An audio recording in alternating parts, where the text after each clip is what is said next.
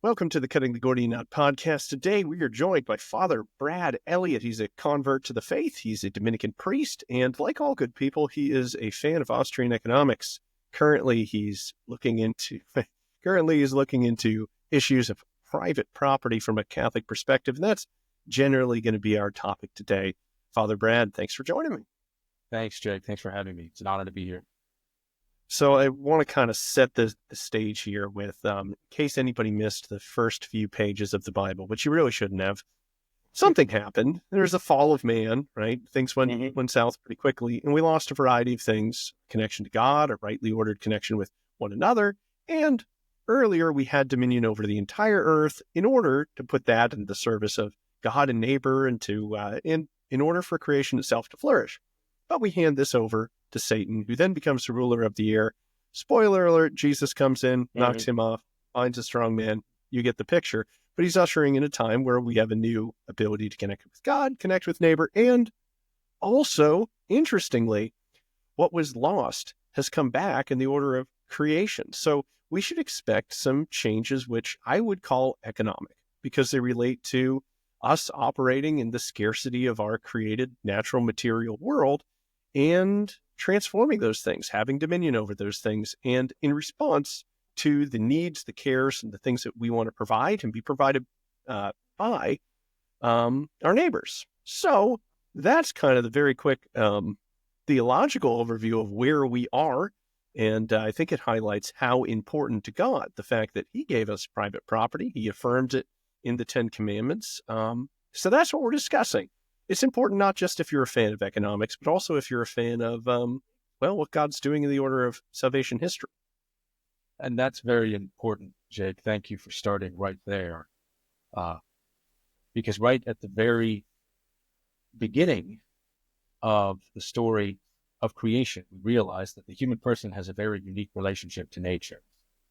The human person is given in the act of creation, made in the image of God, the image and likeness of God, not only a very unique relationship to God, and then ultimately to his neighbor, but a very unique relationship to the material creation as well, one of dominion.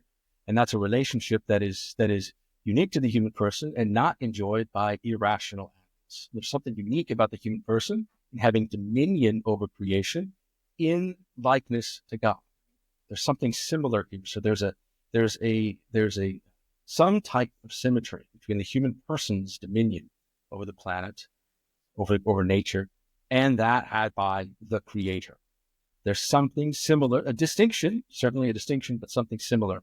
And this is actually even coming from in Catholic social teaching, coming from Leo XIII's encyclical Rerum Novarum.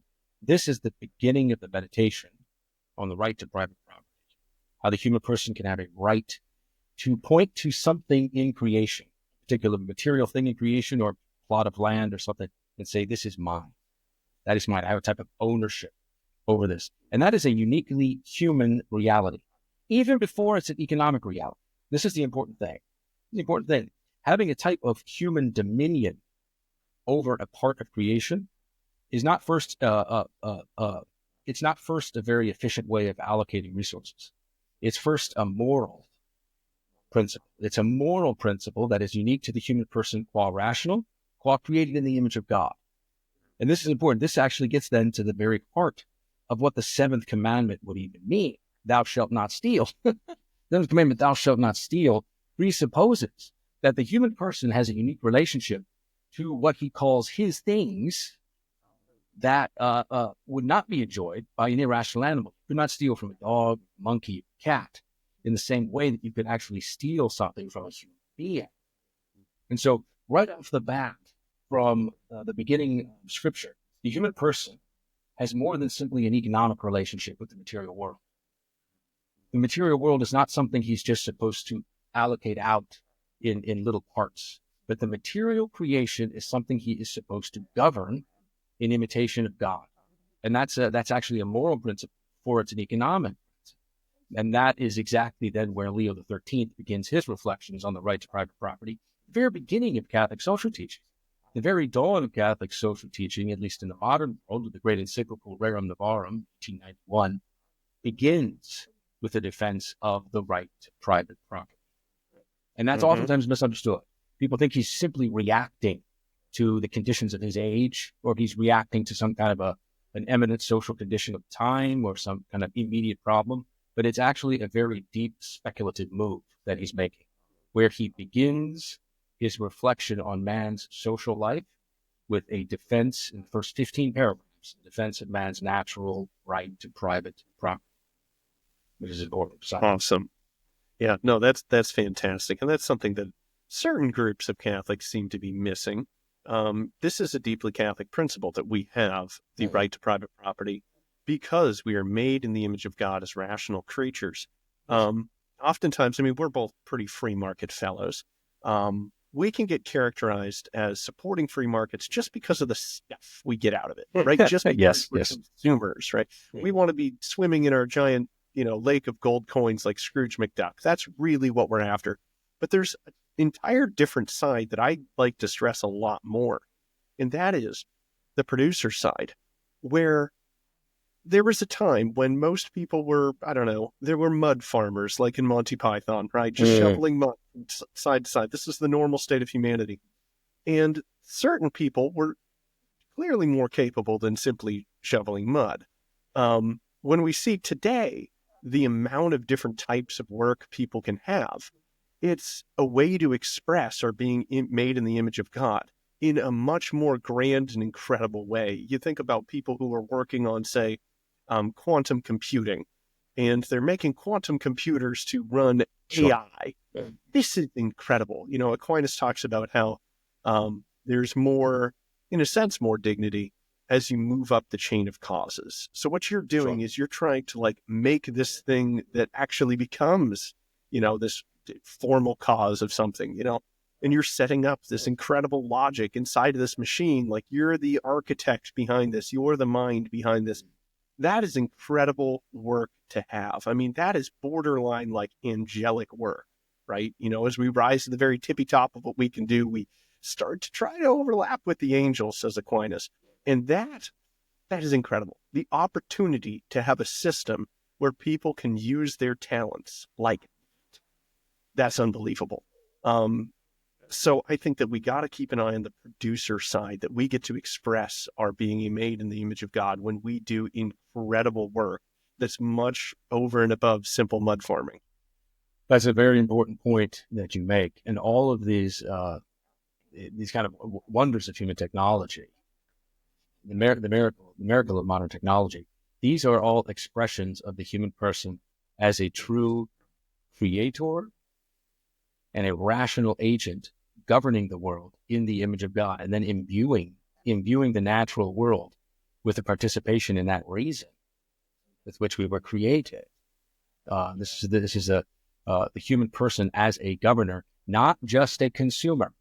And this is the big. This is a big point. Oftentimes, particularly, we Jake, I know you and I critiqued all the time as being defenders of the free market. We're just being materialists or just trying to promote some type of consumerist culture. It's actually just the opposite. It's just the opposite. The truth is exactly the opposite. What we find from Genesis on is that the human person is not a mere consumer. The human person does not, like an irrational animal, simply roam the planet and consume resources by blind instinct.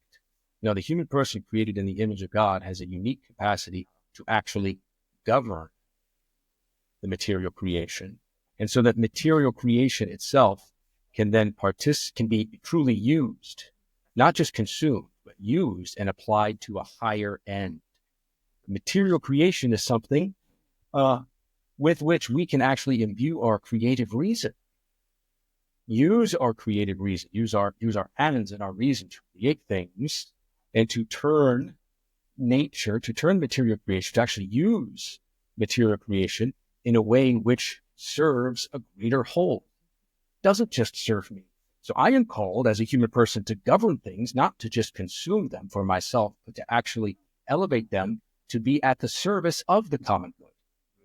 And only a rational creature can do this. Only a creature with real dominion can actually take material creation and put it at the service of a greater whole.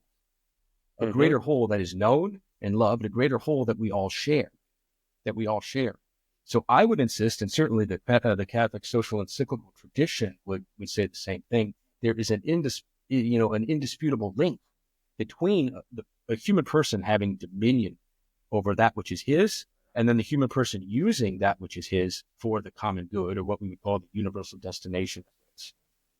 It's very there's a undeniable link there. You know, of course we're told to image Christ. And what did Christ do? Well, some people think, well, he came and taught, he healed, he died, he resurrected. Yes, these are all true. And the reason why they're all true is the whole answer is, well, he came to offer a whole human life to God, as God. So what are we called to do to be in his footsteps? Not to just offer our life of worship, or our life of work, or our life of study, or our life of... No, we're meant to offer a whole, complete human life to God at the end of our lives. So when you're talking about including different things in our life, because we're rationally operating in the created world, what we're doing is we're actually drawing things in to the sacrifice which we're ultimately going to give God. So we draw in food, and that becomes part of the life that we live. We have King Solomon, who drew in an incredible temple, who brought in all of this stuff and offered that as part of the life that Solomon lived. Now, some people are called to poverty, and that's great, and that's a wonderful witness that God is ultimately all that we need and what sustains us. But most of the time, when you look through people in Scripture, almost all of them were quite wealthy. Why? Well, because they were offering a whole human life to God, and God gave them many things to be included in that life. So that in that inclusion into their life, they themselves get sanctified. There's a reason why, like, Noah and the animals get on the ark. It's included in that salvation. They come along for the ride. So in his church, we bring things along for the ride. One part in the Gospel says, Jesus says, even the rocks could cry out. And the fact is, if you're listening to this on a podcast, you're listening to this on a little silicone phone, which might be, aluminum on the outside, and you're hearing us talk about the things of God as a literal rock is somehow making this known. We've elevated the actual rocks of the earth to things which can proclaim the gospel. This is incredible, right? And only the human person is capable of this type of dominion. And this is a fingerprint of man's creation in the image of God, and him governing material creation for the benefit of a common whole, the benefit of the common good, the whole of humanity. Wealth is a tricky thing, Jake. You brought up the theological balance. It is. Wealth, I mean, I am a Dominican friar. I'm a priest in the Western Dominican province. I have a vow of poverty. So it means I have given up my own claim to dominion of my own things. The Christian tradition recognizes the dangers of wealth. I mean, the Christian tradition is very, very sensitive. Particularly the church fathers speak and warn at great length about the dangers of wealth in the spiritual life, the great temptation that wealth can bring, because we, as fallen human creatures, as creatures who have fallen from the dignity that we were created with, can so often see in our wealth a type of false end, and we can turn our wealth into an end rather than seeing our wealth as a mere means that we use to reach our ultimate beatific end, which is God. And so wealth is a great temptation. But the corruption of the best is the worst. Wealth is a great temptation precisely because it's also, its original grammar, the original grammar of nature's abundance was given to us by God so that we could use it to attain to our salvation, use it properly, govern it well to attain to our salvation, and to attain to our ultimate end, the true end, which is our beatific happiness with God. Wealth itself is not evil. This is the point. Wealth is not evil. Wealth can be a profound tool for good, but just like all tools for good, just like great intelligence, just like great skill, just like great musical talent, these things can become inhibitions to our salvation if we treat them as ends and not means. so often in the Christian tradition, we fail to recognize that distinction. And this is why so often in the tradition, we see so many condemnations. Even in the scriptures, there's a great condemnation of wealth. And these condemnations and warnings have to be heeded by Christians because they're very, very good, very legitimate, of course. But we should not confuse as Christians the temptation which wealth can bring from a simple condemnation of wealth, simply, which would be a mistake. That would be a denial of our fundamental call as human beings to govern creation towards a divine end. Right. I mean, I did an entire episode is it wrong to be rich? And one of the people I highlight, of course, is Job.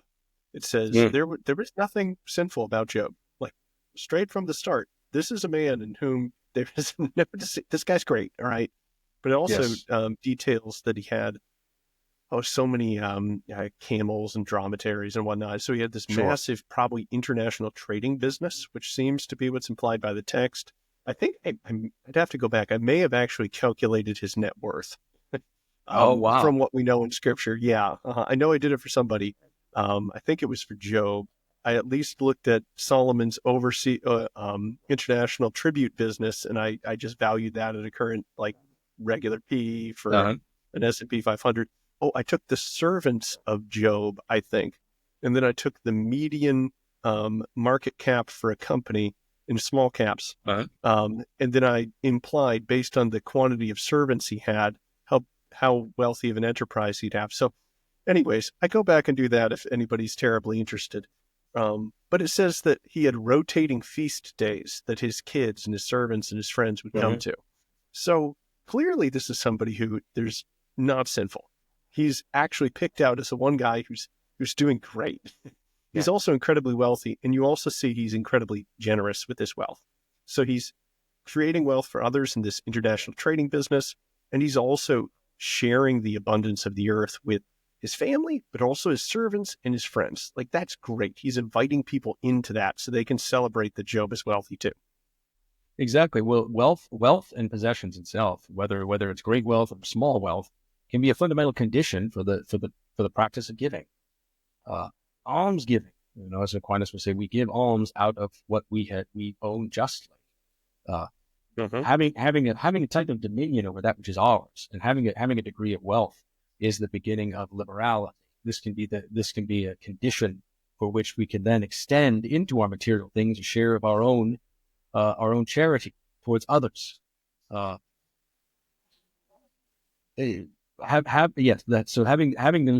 that fundamental dominion, or a type of natural dominion over our own things, is a condition for virtue. It's a condition for virtue that would elevate the human condition for virtue beyond that of a mere animal. Right. And it also gives us the ability to practice the virtue of magnificence. And to an extent, that's exactly what Aquinas would say. Right. So there's a couple things which are, it's possible to be accessed without wealth, right? For example, we have Mary talk about the virtue of magnanimity by saying, "My soul doth magnify." So it's actually her soul itself, which has that magnanimity, right? The great soul. Well, she claims that she has magnanimity, right?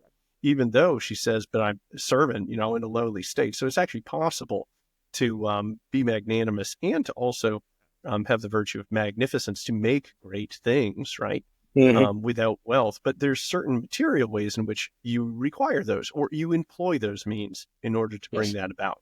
So, I often compare wealth to, it's like women. There are some people who choose celibacy. Why? Because, it can draw away your time. It can draw away your attention to have a family. There's also certain, possible sins that you can be employed in. So there's reasons why you might want to live a life without this. Why? Because ultimately, God is our highest good. And you can be assigned for that. And that's awesome. We see people in the Old Testament constantly drawn away by women. David and Bathsheba, right? So really great guy. Problems there. Solomon, by one website which ranks how rich historic people were, put King Solomon as the wealthiest person ever. And he was not drawn away based on his wealth. He wasn't. It was his foreign wives. Like, okay, but we wouldn't say, well, then women are bad, right? That's clearly false, right? So I see in the same way wealth and women, okay, sure, there's temptations there, but there's also ability for great expansion, multiplication to fill the earth and bring dominion over it, to spread and to multiply. This is great. I'm glad you bring that up, Jake, because that's another good point. You mentioned, of course, the vow making. I myself, a Dominican friar, have a vow of poverty, and I have a vow of chastity, so I'm unmarried, of course. I would also argue that the very presence of something like a vow of poverty as a religious expression of devotion to God is itself predicated upon the human person's relationship with dominion. It is an expression of the goodness of property, not a denial of the goodness of property. An animal, a dog, can't make a vow because a dog does not have an antecedent right to own anything. So a dog can't make a vow of poverty. A human person can make a vow of poverty. Why is that? It's because the human person has been given by God, created in the image of God, a relationship of dominion over the earth. So I can actually give up that right. And the very capacity to give up that right presupposes that I do have a fundamental right to my own things as a human being. In the same way that a vow of celibacy would not be a statement that of condemnation of sexuality. No, a vow of celibacy actually affirms the goodness of sexuality. In the same way, a vow of poverty doesn't deny the goodness of poverty. A vow of poverty actually presupposes the goodness of property. The capacity of the human person to actually make a vow of poverty is what I claim in my work, actually the highest expression of that dominion that we have over material things, that we can actually sacrifice this natural right that we have over material things for a higher end, ultimately for the last end, which is God. So even the vow of poverty itself as a good is predicated on the antecedent good of a natural right to private property, which has to at first be natural. It has to be a natural right. And it has to be a right to what would be private. I have a right to my own things. So I'm not just giving up things we all own in common. No, I'm giving up my right to my things. So a right to private property, as the encyclical tradition has always defended, I would argue is a prerequisite to even understanding about poverty. Awesome.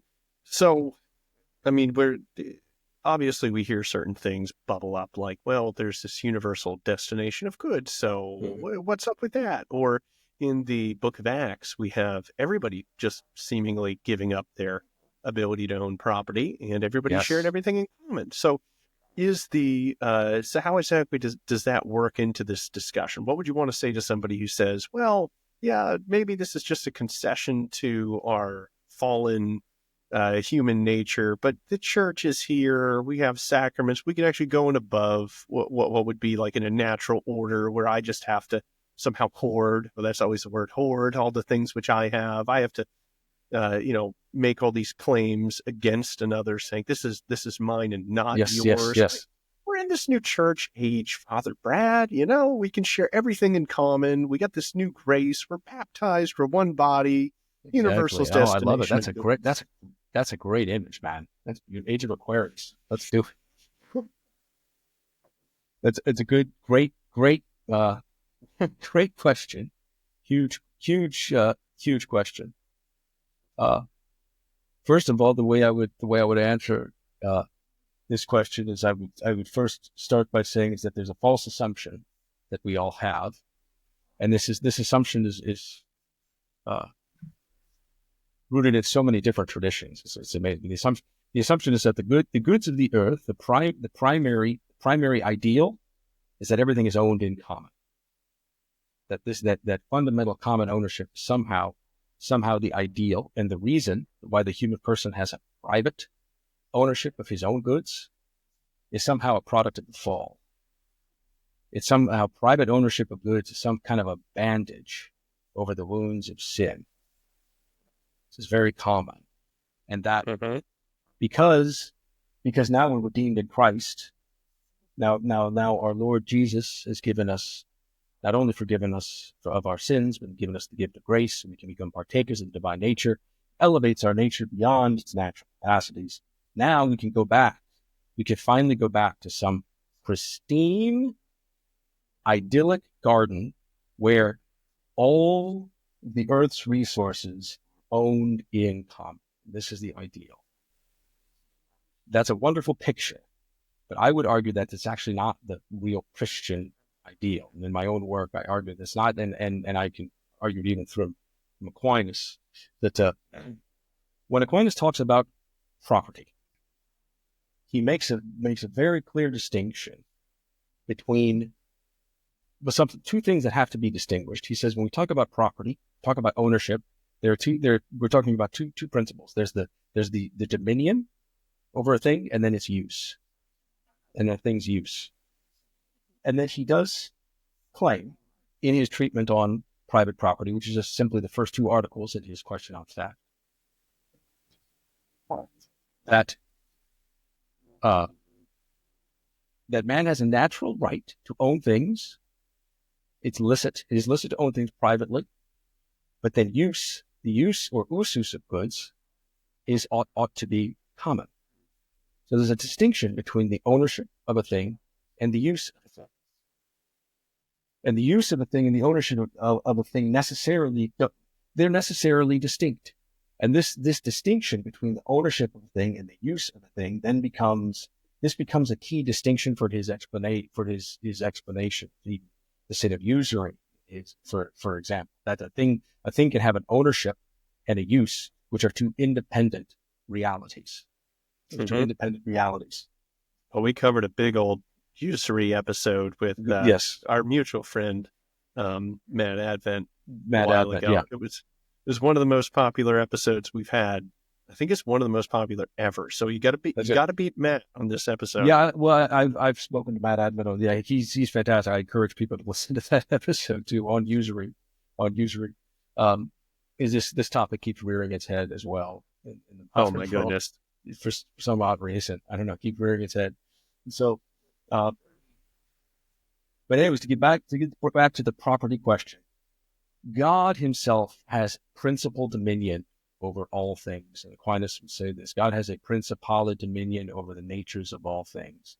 The human person does not have a principale dominion, does not have principal dominion over things. The human person has a natural dominion, a dominion which participates in God's dominion over all things. But the human person's participatory dominion over all things, that naturale dominion or natural dominion, is ordered then towards a common use, is ordered towards the common use of things. And I would argue that because the human person is the rational creature created in the image of God, he is the one capable of actually ordering material creation towards a common use.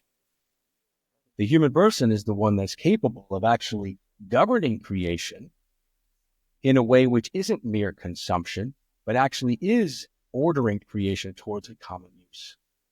So that private dominion is actually a prerequisite for common use in this sense, because the human person is called as a moral agent to actually govern his own things towards common use.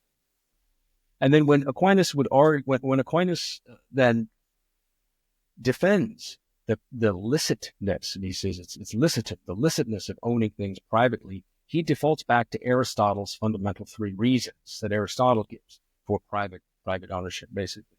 That things are better cared for if there's private ownership. There's greater order in society if there's private ownership, and that fewer quarrels emerge in society if everybody cares for his own things. And basically, if interests are not, there wouldn't be this, at least following Aristotle, you wouldn't have a type of conflict of interests. You have the type of conflict of interests. And these are actually very important. These three reasons adopted from Aristotle are very important, fundamentally because they're not private reasons, they're social reasons. So it's licit for us to own things privately, precisely because of the social benefit that this brings. Things are governed in a more useful way when things are owned privately. And the human person governs things in a more useful way. The human person has greater care of his own things when things are governed. And that greater care does not mean he simply consumes his own things more.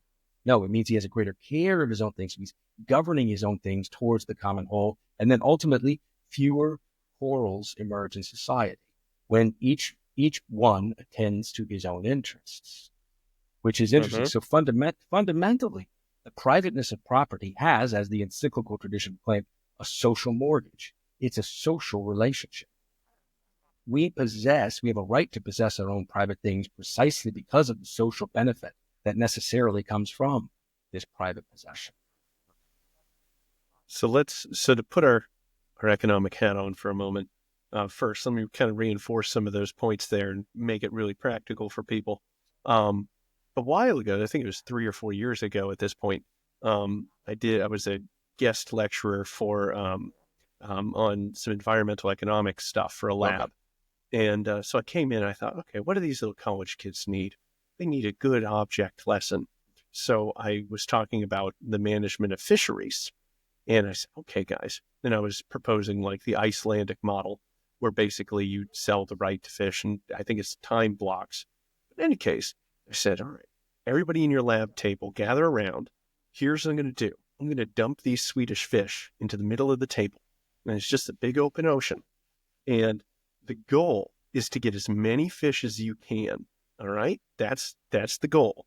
And as soon as they drop, you can begin fishing. But there's only one more thing you need to know about the game.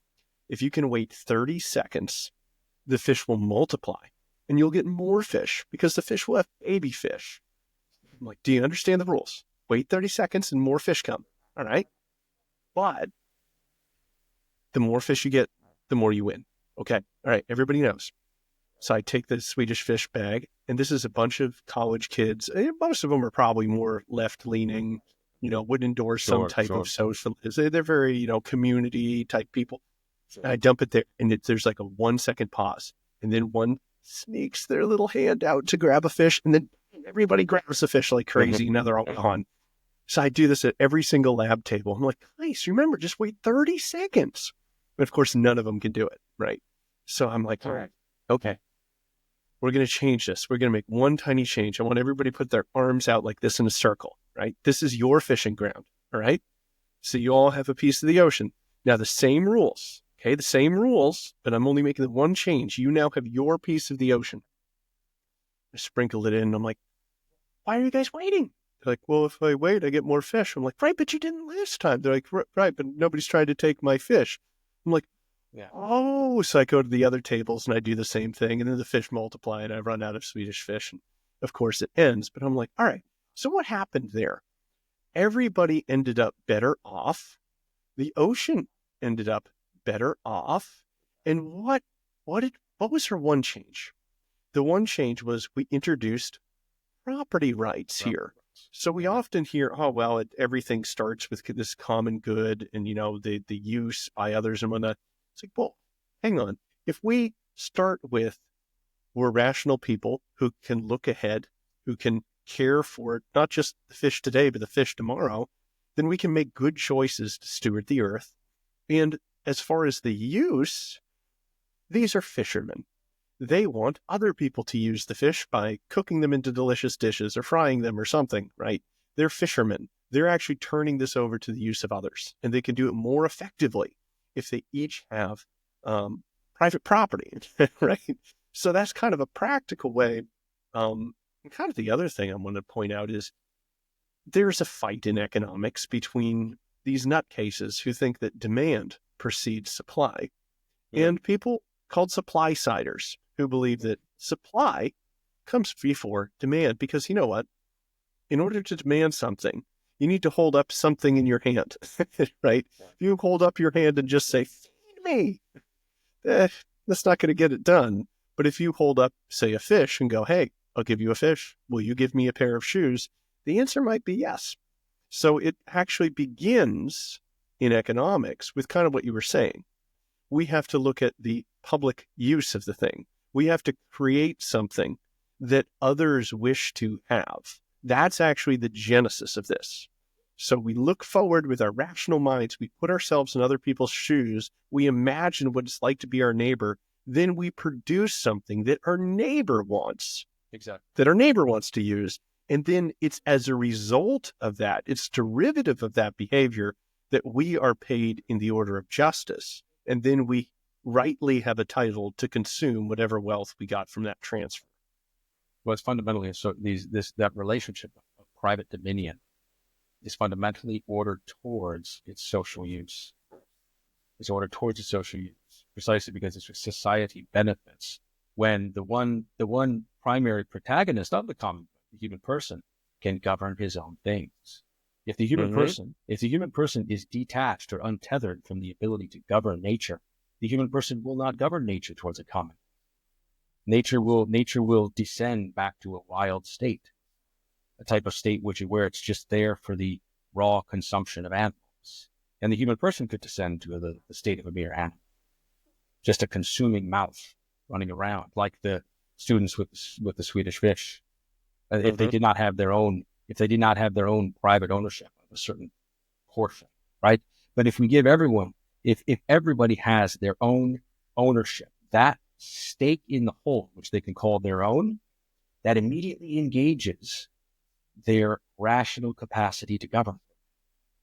That immediately engages their rational capacity to use the material gifts of the earth towards the common good, and then actually receive a reward themselves for benefiting the common good. To actually be rewarded for benefiting the common good. To actually turn care for the common good into something which is incentivized. Right. So that not only good people do good, but even evil people do good. This is the key. It's not the private. I wouldn't ever want to incentivize evil, but the fundamentally to incentivize the other-centered attitude, which only private property can actually incentivize. A true other-centered attitude. Not that I have my own legal sphere of property to simply protect you, to protect me from you. No, I have my own goods that are legally protected as mine, so that I can use them to serve you. And then in serving others, I can then even grow in virtue and charity myself. And then that redounds to the perfection of the whole common good. And with the common good, I mean, I did one more test on these little innocent college kids. I said, all right, we can increase the common good for this entire class. And we can use, a market to do so. So what I did was I had a whole bunch of candies. These fat and happy little kids walked out of that place. So I had a whole bunch of different chocolates and different treats and things. And I walked around and I looked at each one. I went, what do you think this person would want? And I took my best guess as a central planner on what kind of candy they would like best. Right? I tried hard. So I go around and I distribute all these very different things. And I go, okay, now I want you to be completely honest. On a scale of 1 to 10, I want you to tell me how happy you are with your candy allotment. So I put up on the graph and I sum the total. I say, this is our GDP, okay? This is our aggregate of happiness from what we have received. We're going to put this here. So I put it on the graph. I say, all right, now I want you to turn to the people at your table. There's about 5 of them. You can trade. Right? You own these things.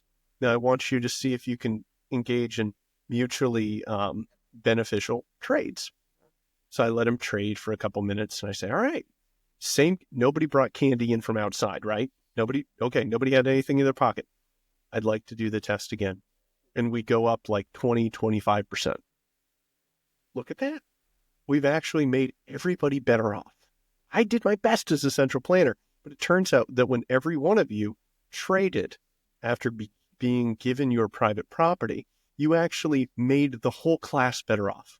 Okay, well, not your whole class, your table. So then I let all the tables of everybody in the entire room trade, and the whole place is going like crazy, and it's loud and crazy. Expand the sphere of the trade. Yeah, exactly. And as soon as I did that, we go up another like 20% or 30% or something. So overall, we're like 50% happier than we were at the beginning. And I'm like, this shows that we've actually increased the common good, right? The goods that we actually have as an aggregate, as a total of rational people, by allowing for this type of trade.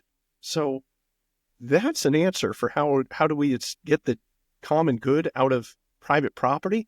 Well, the ability for rational people to to trade with one another, which presumes the private property of each. And there are some very important distinctions of the Catholic tradition would apply to the common good is itself not a product of human activity. The common good is actually a cause of common action. Common good would have to be distinguished from common goods. Mm-hmm. Yeah, Good is a pulling cause, technically. Yes, ultimately the common good is a unified telos that unifies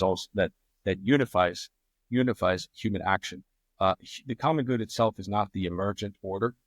The emergent order is a reality that presupposes a common good, but the common good of society. The common good of society is ultimately the good of order. The good of order that is a fundamental condition for allowing that increase of wealth to exist. The increase of wealth itself, or the increase of goods in the plural, is an effect of the common good. It is itself not the common good. The common good is that system of order, that condition of order of the whole that allows those students to trade with one another in a way which is free, in a way which is law abiding. In a way which allows them to increase their material wealth. That's a distinction I think the Catholic tradition would offer. It's another important distinction I think that the Catholic tradition can offer the whole economic question is this huge confusion that we think that the whole free economic order is based upon greed, or it's fundamentally based upon greed, or somehow a free market economic order, an economic order based upon private property rights, is one where we're trying to get good effects out of evil, or we're trying to just say that even if people act in a way which is greedy, even that greed is going to end up, in the end, benefit the whole. And that's a misunderstanding. It's a materialistic misunderstanding. A system of private property rights does not incentivize greed. And a free market economy is not one that somehow attempts to bring good out of greed. But no, a free market economy is one that precisely attempts to create the human conditions necessary for altruism and prudence to actually be rewarded, not greed. In a real free market economy, greed would not be rewarded. Greed would be punished. Nobody wants to do business with a greedy person. Nobody wants to do business with a greedy person. Totally. In a free market economy, greed would fundamentally be punished, not rewarded. In a true economy where the conditions of real freedom, real authentic human freedom are actually met, virtue, altruism, liberality would be incentivized and rewarded, not punished. Greed would not. This is a great misunderstanding. In a true common good, one that isn't just a sum total of material goods, but a real common good of order, which is an authentic human order, authentic human society, would be one in which human persons can actually grow in virtue through their own free activity. Not one in which random human activity, particularly greedy activity, happens to create a beneficial outcome. That would be a distinction. That's a distinction that the Catholic tradition can offer, what is sometimes simply a materialistic understanding of what a market even is. That's important. Another major misunderstanding of people have, people think of the market as a type of thing. A market is but a market is an abstraction. We can't point to the market and say, there's the market. I can't weigh the market. The market is not this one thing that has its own, like a random personality. No, a market is nothing other than thousands and thousands of people making decisions based upon their own knowledge of their goods and their own desires and their own loves. So exactly. Everything that I would say about person, I would say about the market. So do I believe that the market ought to be as free as possible? Yes, because I believe human persons ought to be as free as possible. You know, do I believe the market can solve almost all of our problems? Well, basically, yeah, because I believe human people can solve most of our problems. If left to their own knowledge and wisdom and prudence, I believe human persons can solve most. And so I believe now, do I believe the market should run wild like a lawless animal? No, because I don't believe human beings should run wild like lawless animals. Perfect. It's the same exact thing. So when we're speaking of the market, what we're speaking of are human persons. So am I for the free market? Of course, because I'm for free persons. And I believe that free persons that have a naturale dominion, that dominion created in the image of God over their own things, can, generally speaking, make very good decisions with the things that they know and love. And there's absolutely no way that we can substitute the natural knowledge and love that a person has of his own things with a central planner that has a distant knowledge of all the particulars. And then because of the distant knowledge, a very weak and muted love of the whole. Mm-hmm. There's no I way, love that there's point. no way that the natural dominion that God gave to each person can be substituted by, or can be replaced by a central committee or a central group of econometricians. That would be a disaster. And it is a disaster every time. It's a disaster every time it's tried. But I have no doubt, Jake, that we'll make that mistake in the future. We'll try it again because it sounds so good. We always make the same stupid mistakes. We'll try it again and it will be a disaster. We'll try it again because it'll be a type of virtue signal that we pat ourselves on the back, like we're doing we're being such good people because we're going to distribute material stuff to the poor. Okay, that's wonderful. Let's do that. Let's see what happens. It will make the same mistake in the future. Yeah, I like those two clarifications you have. One about the common good. Yes. It's this order. It's this justice in the whole, right? I think It's a good of order. It's a good of order that ultimately resists any kind of division. It can't be divided. Mm-hmm. So commonly in the loosey-goosey sense, we look at, well, getting richer, getting this, getting that. And there's a sense in which you hear that, particularly in the political sphere. But yeah, we're looking for something that, irrespective of the material outcome, can be a good order, right? Yes. So we can have a common good even if we had a terrible famine and things were in terribly short supply, right? Because we can flourish as human beings even if we're materially not getting a massive amount of abundance. Exactly.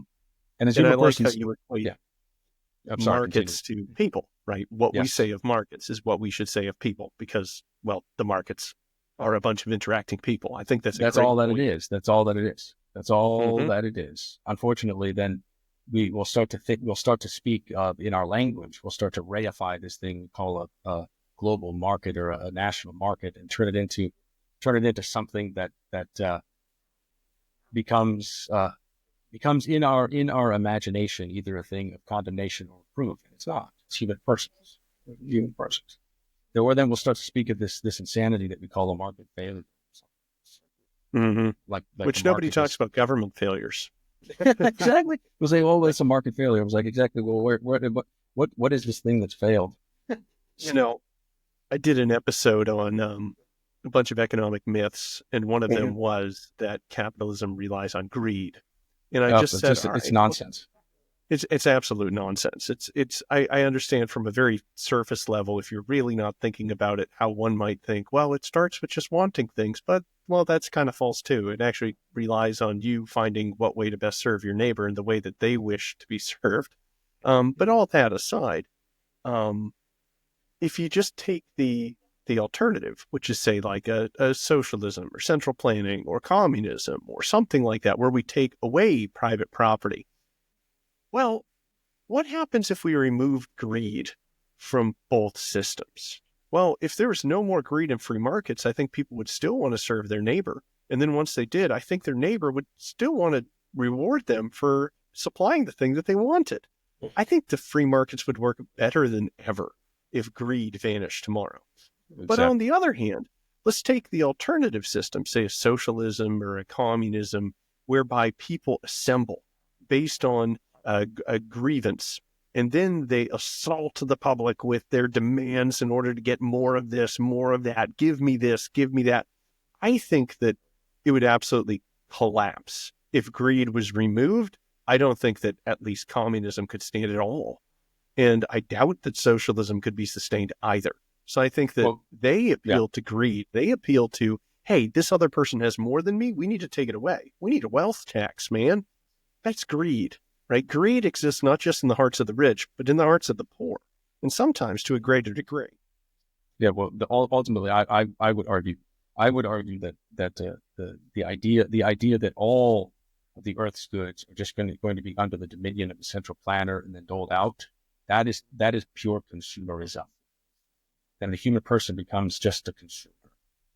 So that is Just consumerism, and shovel that them would ultimately their slop. that would be the ultimate. That would be that type of absolute central planning or absolute communism of goods. The communal ownership of goods would be the triumph of a consumerist mentality, Mm-hmm. where you Mm-hmm. truly have a human person. The human person is reduced to a mere consumer, and then that would be the system that truly incentivizes greed. That would Absolutely. incentivize greed. Now, certainly in such a system, there could be virtuous people, but the virtue would not be rewarded. It would be the greed. But however, in a free market economy where individual free agents have a real dominion over their own things, and a real right to use their things as they see fit, that would be a system where true virtue is actually rewarded, incentivized.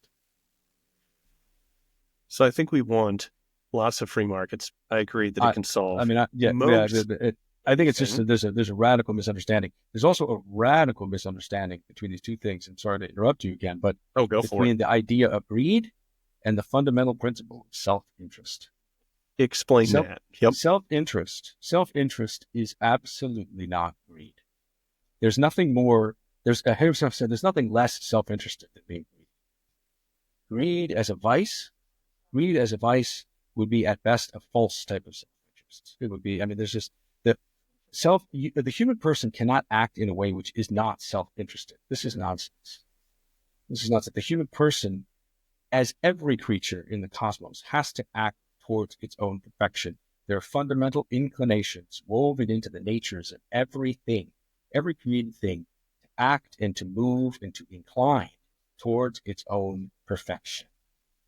Right. Not just the perfection of itself, but the perfection of the whole.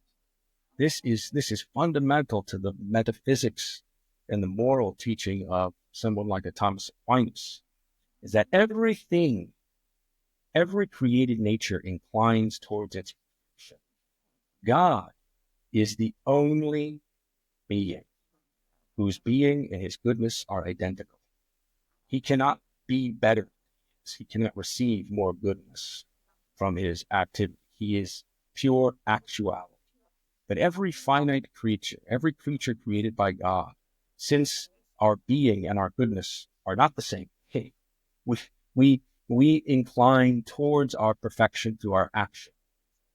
And that fundamental inclination towards our own perfection through our action is precisely what inspires us, all creatures, to move. And then as rational agents, as rational human creatures created in the image of God, it is the engine, the fundamental mechanism behind the moral life.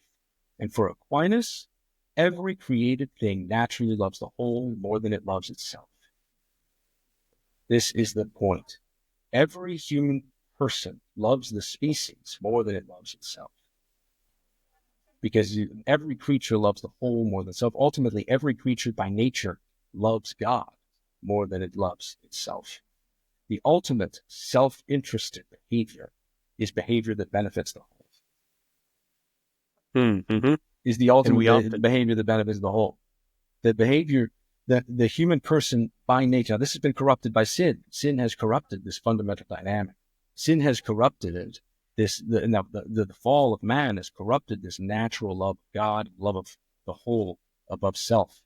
And so this is why we require the coercive force of law. We require this in our fallen state, But human persons by nature must act in a way which is self-interested.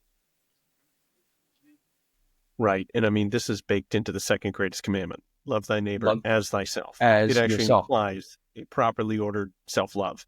And I You think have to we have a often, properly ordered self-love because there's an order to charity. For Aquinas, there's an order of love. Love itself, the fundamental inclination of love that's built into all things is not for Aquinas, is just this blanket universal benevolence over all things. No, that's not what love is. Love is a fundamental inclination that moves us towards our good, our good. And that necessitates then, certainly for Aquinas, there's an order to love. All things naturally love God above all things. And then after God, all things love themselves. God, self, then after we love ourselves, because we have union with ourselves, or unity, we have a unity with ourselves, then we can create a union with another, which is based upon the unity that we have with ourselves. If I don't love myself, I can't love you. And my love of you is actually predicated upon my prior fundamental love of myself. And this is not just a moral order, it's even a metaphysical. This is an order there's a metaphysical necessity. It's impossible for me to not love myself. As Aquinas would say, even the person who tries to take his own life is in a sense, acting toward what he thinks is his, even though he's horribly confused. He's acting for what he thinks is his. So this is why we have to make this distinction, which unfortunately it boggles my mind how Catholics can't make this distinction more often between self-interest and greed. Economic self-interest is not greed. Economic self-interest is nothing other than the fundamental engine at the heart of all good economic life. If you want to take away self-interest from economic or self-interest from social life, you're going to destroy the fundamental heart of that can create the social economic order, which is well-ordered love. 100%. I mean, Aristotle says that a friend is another self. Is another so self. If you don't love yourself, explain to me how you have friendship. And if you Friend don't is have another friendship, self. explain to me how you have a polis. Explain to me how you have society. Explain to me how you have a church. Explain to me how you have any type of order whatsoever. Friendship is actually something which amazingly is even predicated of God, right? That he calls 100%. us not just slaves, but friends. So that implies if a friend is a second self, but you don't love yourself, oh my goodness, you just destroyed all relationships. And this is what is so important for social life. It's so important for social life, particularly how the Catholic social tradition has articulated social life.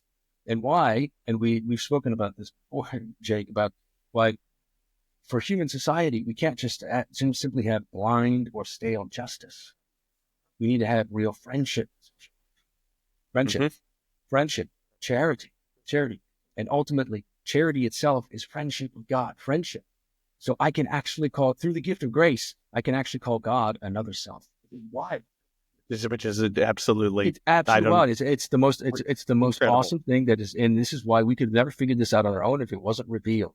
This is a revealed gift. It's a gift. It's given to us by our Lord. I no longer call you slaves. I call you friends.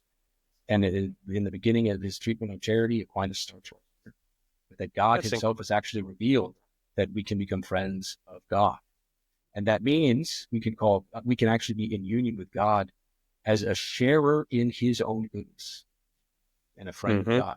Now, what does this mean for human social life? What does it mean for human social life? This is wild.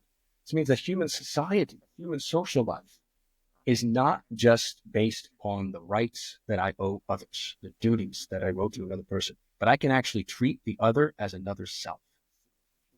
And in human society, that fundamental link or the adhesive force of real authentic human society is not simply that I see the other as a bearer of rights. No, but I see the other as another self. I see my neighbor as somebody who is a real sharer in a good, which is also my good, common good. And a love for the common good is essential here. So I can have a real communicatio in bonum with my neighbor, because my neighbor and myself can be true sharers in a common good. And so we can create true friendship. And it's not just that recognition of rights and duties, but it is that true other selfness of my neighbor that becomes the heart of real human society. And when we realize this, when we realize that the other as a friend, as a real sharer in the common good, is the heart of human society, this completely blows up this equation between self-interest and greed. That somehow if I'm acting in a way which is self-interested, I must be doing something evil. Like, it's nonsense. It's complete nonsense. But unfortunately, 100%. Catholics are falling into this all the time. And I think it's just because we've been duped. We've been duped by language which masquerades as virtue. It masquerades as virtuous when it's actually not. It's not virtuous at all. It's actually quite vicious, which is the language of socialism, the language of central planning, the language of the communitarian ownership of all goods, and this kind of almost Thomas Kincaid-like idyllic painting of society where we own everything, but it's not real. It's not real. It's fake. It's not real virtue. That's not the real common good. That's not the true image of the ideal human society, certainly the Catholic social teaching has espoused. So I want to get to taxes and the government's role in caring for the poor and hear some of your thoughts there. But I definitely want to reflect on a few things you're saying there. One is you often hear economists talk about somebody's utility function. They're trying to maximize their overall utility, right? Yeah. And this gets criticized all the time. Like, oh, what a silly thing. Like, people are always acting rationally. We've blown that up with behavioral economics. Oh, they're always acting just based on pure self-interest. Oh, come on. People care about others. I think that we just go, no, that you're completely strawmanning this. We're actually saying the same thing that Aquinas is saying. Like what you described earlier, that even something like suicide is seeking a good, even though it's terribly misordered and evil. But everything that we do as individuals, yes, we can say that there's a self-interest attached to that, but that doesn't preclude that goods like loving others, loving God, loving the good things that he has on offers, all of that can be, if you want to put it in economic terms, in your utility function.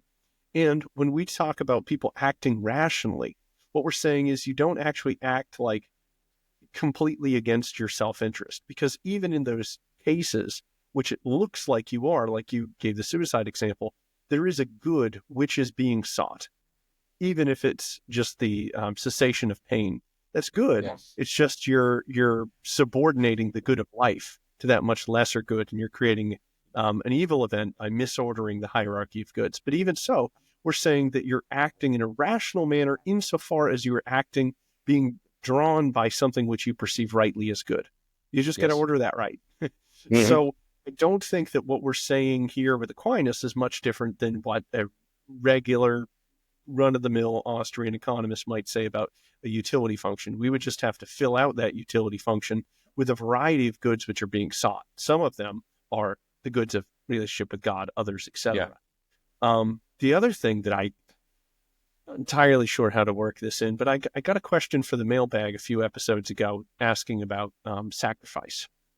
And this lady was dealing with a lot of people who are kind of spiritual but not religious, and very worried about this whole idea, why on earth would God want you to give up things? Or why in the Bible are they just taking all these animals and just burning them? Like what's going on here?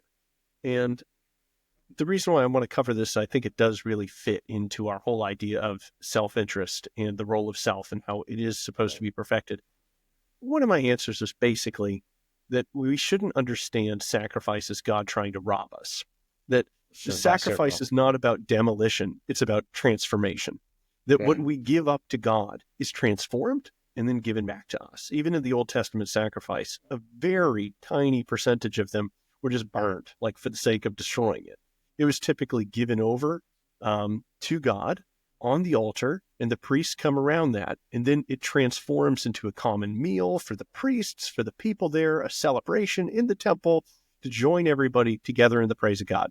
Today in the Eucharist, we have the bread and wine being brought up, and then we bring this up and we give it to God, and he transforms it and gives it back to us as the body and blood of Christ, which then comes to us and transforms us and brings us into this common meal.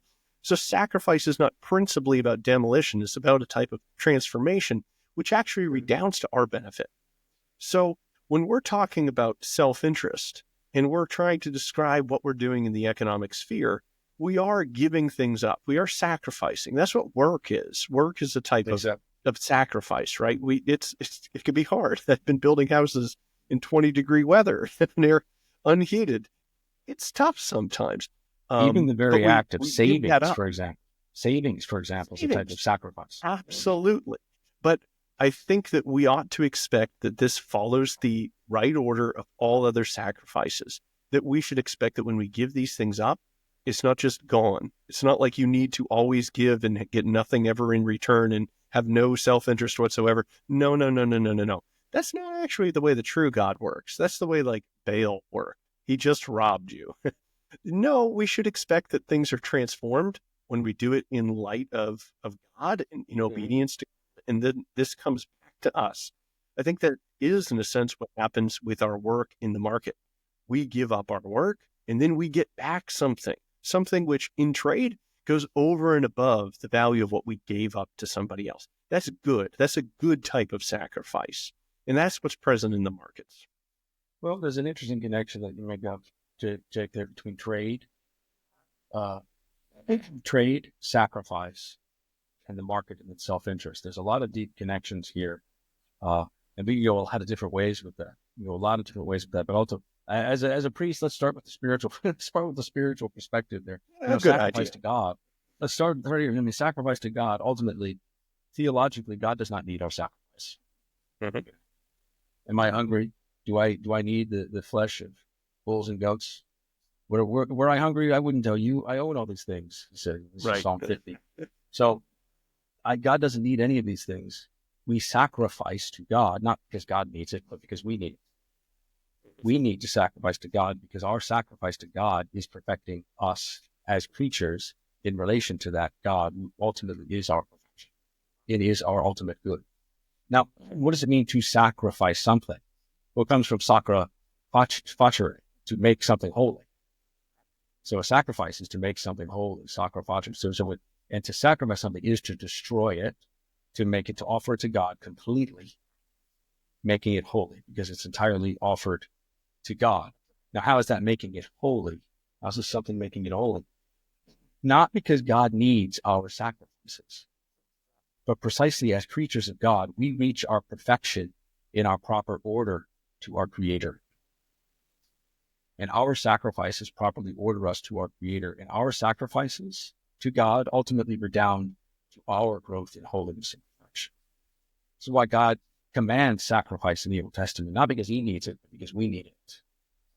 We need to offer, then go to the holy sacrifice of the Mass and go to Mass, not because God needs it, because we need this. Mm-hmm. This is God's gift to us, God's gracious gratuity to us, giving us the ultimate sacrifice, the pure sacrifice of His Son, the infinite sacrifice of charity, so that we can participate in that sacrifice. Not because God is gaining anything, but because we are gaining everything. Going to Mass is the ultimate act of self-interest. You could put it that way in a reasonable way. It's a properly the ultimate reasonable, the ultimate rational self-interest is to sacrifice everything else and go to Mass. It's like this is the highest good. This is the highest good. Of course, if we properly understand these goods. And sin is fundamentally irrational. So if you're going to act a truly rational being, okay, you're going to do self-perfective activities, and that includes your fulfilling your duty in a community and your duty vis-a-vis God, etc. Well, exactly. And Aquinas would say the one who sins, the person who sins actually does not love himself properly. Mm-hmm. And he says this explicitly. The person who sins loves himself only according to what he thinks he is. The man he thinks he is, not to the man he actually is. And Aquinas would distinguish the inner man and the outer man. His treatment on charity. So the man who sins is actually not loving the inner man, the real self, but he's loving who he thinks he is, merely the outer self. He's merely loving the carnal flesh. But that's not his real self, Aquinas would say. It's not his real self. So the one who sins is actually not properly loving himself. And this was an objection that Aquinas had to tackle when Aquinas says, is it proper for man to love himself? Of course, Aquinas says, yes, it's proper for man to love himself. The objection is naturally, well, sinners love themselves more than their neighbor. So then it's not fitting to love yourself more than your neighbor. Aquinas would say that's nonsense. You have to love yourself more than your neighbor. The person who sins, the person who is sinning, is not loving themselves properly because they don't properly know themselves.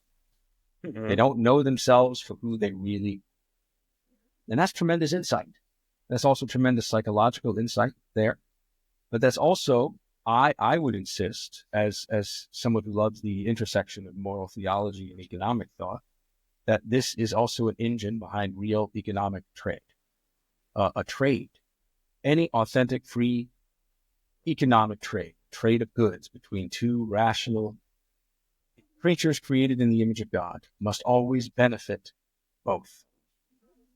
Both people come away from trade better. A true economic free trade is not one where it's like a game, a zero-sum game where there's one winner, one loser. That's not God's world.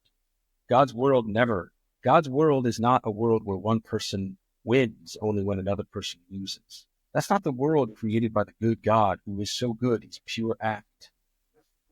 The God who has so much goodness that he only gives it away.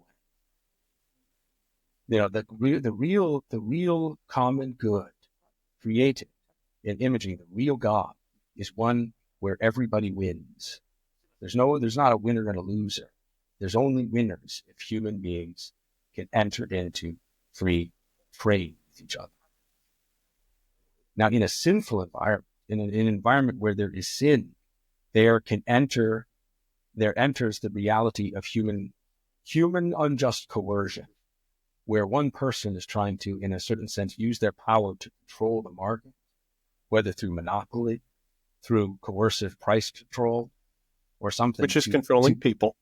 Which is controlling people, which is using an unholy libido dominandi, the libido dominandi that St. Augustine talked about, the desire to control, the fallen human nature and the desire to control. I am going to somehow control the market so that I win and you lose. Which is what happens at the end of time, right? I think it's always a surprise. We think, well, what's going to happen at the end of time when Satan really comes out in force? Why, I'm sure, there's a false religion, but is he just going to have everybody, trapped in a pentagram or something? No. Yeah, he actually takes control of the economy, and then he chooses who can buy and sell. It's like, well, what? Did you guys see that coming? But really should. It's interesting. It's interesting that finally in the scriptures that use that image for the beast, is controlling buying and selling. It's interesting, and I'm not a scripture scholar, so I don't want to make too many comments about it. Of course, scripture scholars jump down my throat if I've said something wrong, So, but ultimately, in the fallen world, we suffer from the libido dominandi, that desire to dominate and control my neighbor. And ultimately that libido dominandi works its way into the economic sphere by attempting some type of price control, collusion, monopolistic cartelization, business. This kind of control and domination is the true failure of fallen man in the economic sphere. And this is the true role, I would say, of good and just government, is to protect the conditions by which free human beings can engage in free exchange with each other in a way which is non-coerced. That's the real point of true human governance, is that we govern in a human way. Govern in a way not so that human beings can become less human, but true human governance is to allow human beings to be more human, to engage in more human decision making, that human agency, that human naturale dominium, which allows them to reach their own perfection. We don't need government to somehow compete with the evil nature of the human person, of the fallen libido dominandi, to just be a more stronger or a more intense libido dominandi. That would be a human governance that tries to thwart out human evil by playing on the same playing field as human evil. This is tyranny. Right. This is a tyranny. And then the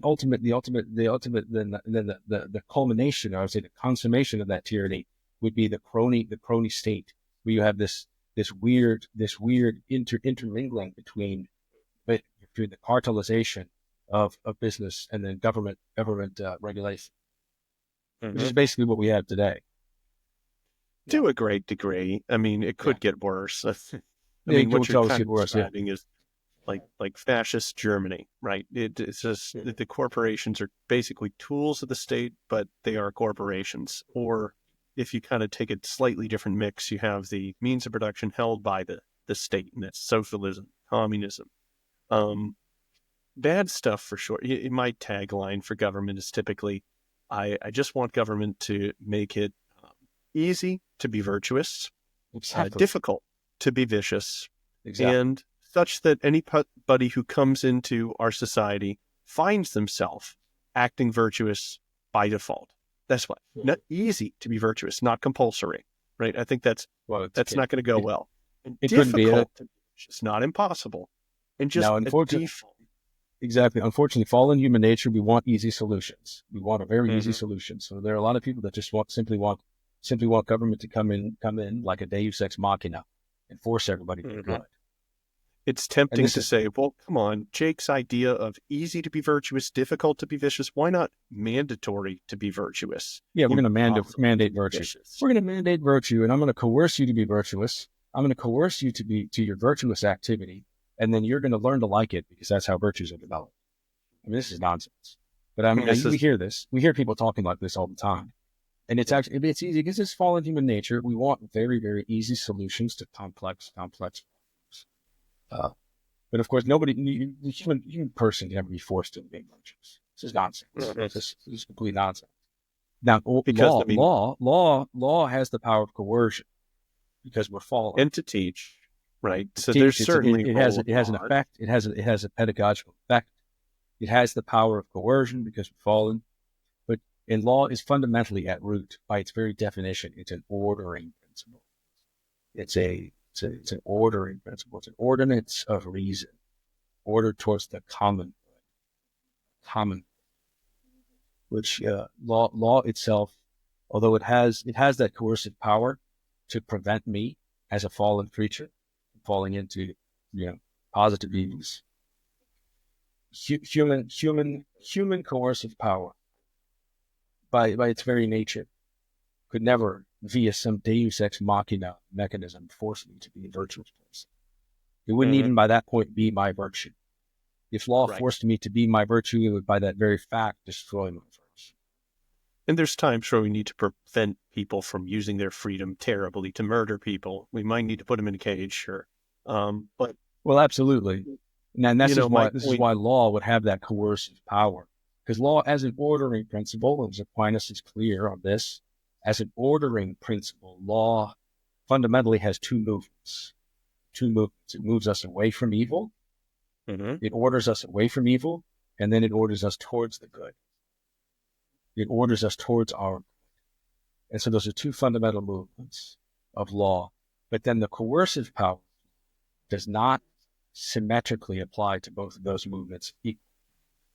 Perfect. Yep. That's Yep. the important thing. And so many Catholics fail to understand this distinction when it comes to human law, because human law does have coercive power, but its coercive power is precisely applied to moving me away from my evil.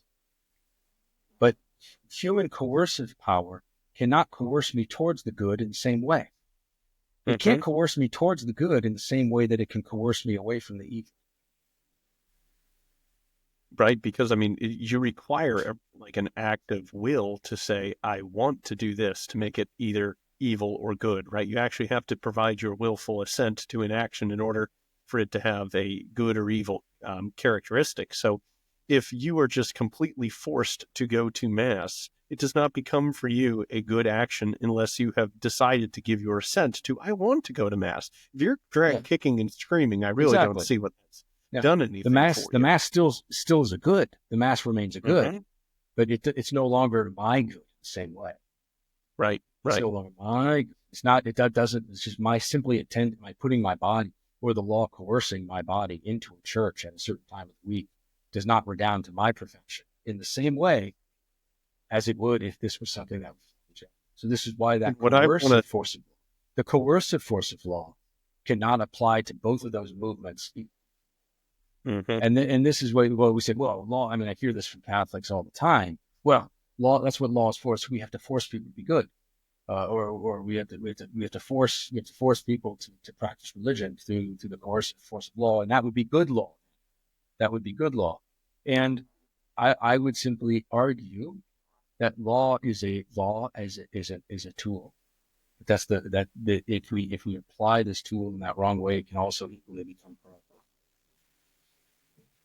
Right? Yeah, law's a tool, law's a teacher. We got to use it well. If we use it to, it can absolutely backfire. We see plenty of times in salvation history where we could have had a more stern law. We could have mandated more things, and we didn't, right? So if God decided not to do that, if God decided to give us human freedom, if God decided to allow a tree and a serpent in, the Garden of Eden, I think that we have a role for human freedom too. And what I Yeah. really want to preserve is the ability for every human being to have the ability to image Christ by offering a whole human life to the Father. If we close down on that possibility, then we have done an incredible harm to them. So if we restrict their freedom to the extent that they can no longer offer a whole human life of their own, not of our design, but of theirs. If we foreclose on their freedom to offer themselves fully and to use their reason, use their will, and order their own life in order to make a sacrifice to God, then we have taken away the precondition for them following Christ to the greatest degree. And that is entirely off the table. So there must be at least that fairly rich amount of human freedom for everybody. Otherwise, we're torpedoing the very goal for which we were Well, created. exactly. It would be completely self-destructive. And So we're Aquinas is talking about clear. coercion. We're talking Yeah. about these things. Obviously, we have a giant coercion elephant in the room, and that is government. We've kind of been talking about law. I'm curious what you think about, to get it very practical, taxes.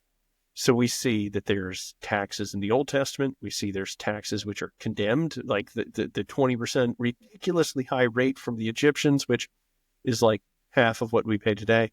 10% seem to do it for Israel. I actually think that the way that they collect taxes specifically to fund their poverty program is absolutely fascinating. So we got to get into that. The way that it calculates out, I think, is interesting. I'm curious to hear, what you think about the role of government in being able to collect taxes. Certainly, certain ways would be wrong. If we just collected it from left-handed people, well, we got to fund things. That's clearly not just. So there has to be a reason other than, it funds the state. That's not sufficient, right? We need a rationale for the collection of taxes. So we got to figure out some of this stuff. Where would you start with? What grounds the ability to tax? What would look like a immoral tax? What would look like a moral tax to you? Well, first of all, taxation is completely legitimate. I don't believe that all taxation is theft. I don't believe that taxation is legitimate, because those who have care for the common good must be supported. They need to be supported. Those who have that are legitimately set aside to care for the common good, whether that's one or many or group, or the apparatus of the state needs its support. Certainly, you ask a very practical question. If I would say an amount, I would say no human government can collect more than what God requires himself. I would say. I like that government, rule. yeah, if any government is taking more than 10%, then this becomes. I as a Christian would say that would be kind of that would be a ceiling right there. That would be so. We're certainly taking more than 10% of income. That would be unjust. I think that is unjust, regardless of how much people are making. That would be unjust. Primarily, we have to recognize what are the taxes for. Taxes are for the funding of the apparatus, simply the apparatus of government that's necessary for those who have care for the good.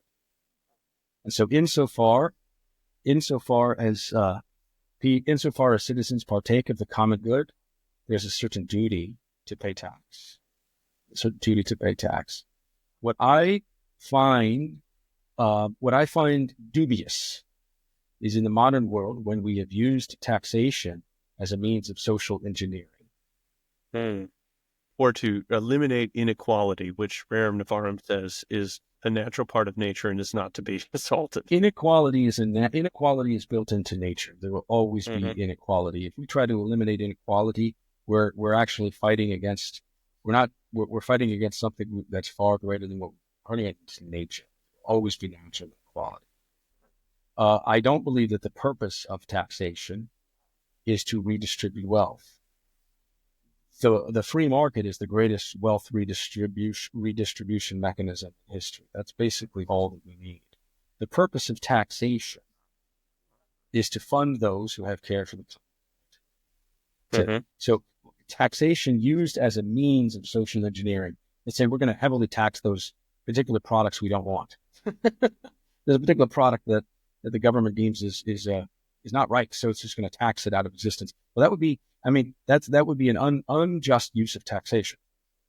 That's using taxation in a way which does not fit the telos of taxation. That's what I would I say. think at that point it starts to border on a fine, right? It So borders it's on, kind of like and we've done that in the modern world. We've kind of mixed taxation almost with a fine, and it almost feels like yeah. that way sometimes when people are paying their taxes. It almost feels in the modern world like they're being fined, and Mm-hmm. because we've used taxation as a mode of social engineering, and I think that's very dangerous.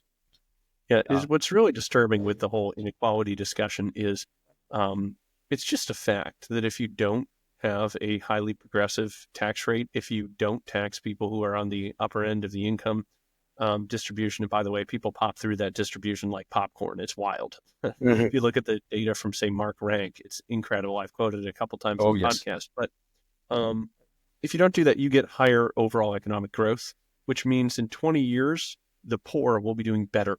So what people are doing is they care more about leveling out rich and poor than they care about the absolute standard of living of the poor. And that to me yeah, seems like fundamentally disordered because the inequality as such, there's nothing wrong with that. If you think, well, my concern with the whole inequality, what's really going on is I'm concerned about the poor. I can understand that. However, trying to remove inequality tends to have a counterproductive effect. Um, you know, on the topic of taxes, it's so funny. We've ratcheted our expectations about what is actually fair and just like crazy. yes, Imagine me and you, Father Brad, and a bunch of other friars go out to eat. Mhm. And we all order different stuff. Some of us are super hungry, some of us aren't. You would imagine from the start, fair would be we pay for the amount of what it cost, right? You got some exactly. mozzarella sticks. You weren't that hungry. It cost $8. Well, you pay $8, right? Mhm. So you would think if we were to tax, that should be the baseline. However, you realize oftentimes poor people are more expensive because if you're in poverty, you're more likely to require police in your neighborhood. Well, that's expensive, right? You're more likely to do a crime. Oh, prisons are expensive. You're receiving all these social programs. Oh, goodness, that's expensive. And education, oh, that's expensive.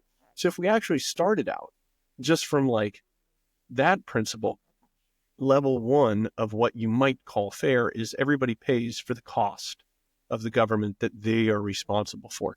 But that would actually probably be a much higher amount on the poor and a much lesser amount for the rich. But then you might say, okay, you know what? That's a little bit, we're going to do a favor for the poor. The next level after that is, okay, let's just split the bill evenly. I got a steak. Father Brad got the mozzarella sticks. Come on, he took a vow of poverty. Let's do him a sign. Like maybe, or I guess it'd be you got the steak, I got the mozzarella sticks. We'll just pay the same amount. Okay. So we'll just pay the absolute same dollar value. Well, now we've transferred a little bit more to the rich from the poor. You might call that fair. That's not what we're doing. All right. We're Is that not what at we do now? stage. Yeah, Stage three is, oh, well, some people took a vow of poverty. Some people have more money. Some people have less money. Let's just do a flat percentage. Everybody pays, 25%, 20%, whatever. That's the next part, right? Now we're 3 levels off of pay for your own steak or mozzarella sticks. yeah, But that's not where we're at either. We're actually step 4, which is not even a percentage, which means that the rich would be paying way more. we're actually going to increase the percentage as we go up. So when you're way up there, it's 39.6% or something. When you're way down low, it's like 10%. That's level 4. I guess level 5 goes beyond that, and that's where we're actually at, where we've done all of this, but now we do transfer payments. Okay, all of this wasn't enough. We're so far from paying for your own steak and mozzarella sticks. Level 5 is we do transfer payments back down to the original ones, to the point where the bottom quintile of earners, bottom 20%, receives more in transfer payments than the middle 20% earns an income. Yeah. And the top 10% of earners pay all net taxes, all of them. This is where we're at now. And what you describe is completely unjust. It's just unjust. And we have, I don't think there's any question. Our system right now is an unjust tax system. So where do you think, which stage would you point to? Because I'm not entirely sure. And, it's a prudential judgment. So, you're not going to, but what stage would you think would be fair? And then I want to say what I interpret a section of Leviticus to imply. Here's how I would say about taxation. Like I said at the beginning, taxation is for funding those who have care for the common good. A person would owe taxes insofar as they participate in the common good, or are citizens and participants in that common good. Any citizen would then owe. I would think a just tax would be what we now call a flat tax, which is basically a certain percentage of income. That would be just. And actually, it was in the late 19th century, the Austrians that came up with this idea of a what they would call a progressive tax. Although I also am highly inclined to support a flat tax, as in flatter than flat tax, as in like the stage to everybody same amount. Everybody pays the same. Everybody like this is like, okay, and it's very simple. It should be very simple, because what's the purpose of taxation? The purpose of taxation is not social engineering. The purpose of taxation is to simply fund those who have care for the common good, so that we have law, police, system of justice. So everybody that benefits from that system of justice equally pays. So it's very simple. You have beginning of the year, here's the government's budget. Boom, one number. Beginning of the year, here are the number of citizens. Boom. Second number. Then you simply just divide the budget by the number of citizens. Everybody pays that number. Doesn't matter what income. It doesn't matter how much. It doesn't matter if you're rich and poor. There should be no discrimination here. Everybody that's a citizen pays the same amount for government, because everybody's receiving the government equally. If it is true that the law is supposed to apply to everybody equally, and the government is supposed to help everybody equally, and be the government of everybody equally, then everyone should pay the same amount. So that's a true flat tax. But now we've normalized the abnormal so much. We're so used to the abnormal that we do. When I tell people that's what I think would be a just tax, they think I'm crazy. They look at me, they go, I'm mine and I don't care for the poor. I'm like, okay, whatever, it's fine. So but that's just where we are in the modern world, because we've normalized. I mean, we're at we're almost the advanced stages of Marxism. We are level 5. We're level 5. Yeah, it's crazy. So our taxes are so perverse right now, and we tax everything. It wasn't until 1909 or 1913 that the government had an income tax. Was it the income tax? Yep. Where can you get it repealed? People don't realize now. We think that that's the only thing the government's taxed. I mean, it was tariffs and excise taxes. That's how the federal government for over half of the United States history. So in Leviticus, the way I read it is they have a tax which covers the poor in a sense. And here's the way it works. And here's how it kind of goes, I guess, at level 2.5 or something. They say the edges of your field belong to the poor. So it's cleaned from the edges, right? Yes. Which is really interesting, because imagine you are more wealthy. You have a larger field, right? Does the perimeter of the field increase in relation to the area? No, it doesn't, right? Because it's a power relationship. It's squared, right? The area is squared in relation to the perimeter there. So actually what they're doing is saying we're going to go in between an equal amount that you're going to contribute and a equal percentage, because That's it doesn't interesting. arise to the percentage because it's the perimeter of the field. So it's a square function increasing. Will technically be a square root function, right? Yeah. Multiplied by the size of the field. So they actually split the difference between those two. Like, hey, you have more, you do contribute more, but we don't ask you to contribute like a flat percentage because that would be too high. I think it's interesting because that's basically where you landed. You're like, maybe flat percentage, kind of seems like Yeah. they should pay the same absolute amount. I think there's something to the Leviticus mean there. I think that's an interesting observation, Jake, and I haven't thought about that applications. Let's say that transposition between the Levitical code of taxation and how that would transpose into the modern world. But that's interesting. I think there's something You there. what's there? I don't know. The other thing I kind of want to point out is when we talk about the rich, people are terribly confused. There's a variety of different people who are rich. There's people who are rich and they consume everything, right? The crazy rap star who's on the edge of bankruptcy, making a ton of money. He's consuming literally everything. Yes, Then yes. we have people who are, say, Elon Musk. He lives in a very small house. He supports his family. He doesn't actually live in the wild way at all. And for a while, he actually rented a $50,000 house from Tesla. That's where he lived. I think he moved recently. However, he's the richest man in the world. What does it mean that he's the richest man in the world? Well, he does own a massive amount, primarily of Tesla stock, which is highly valued.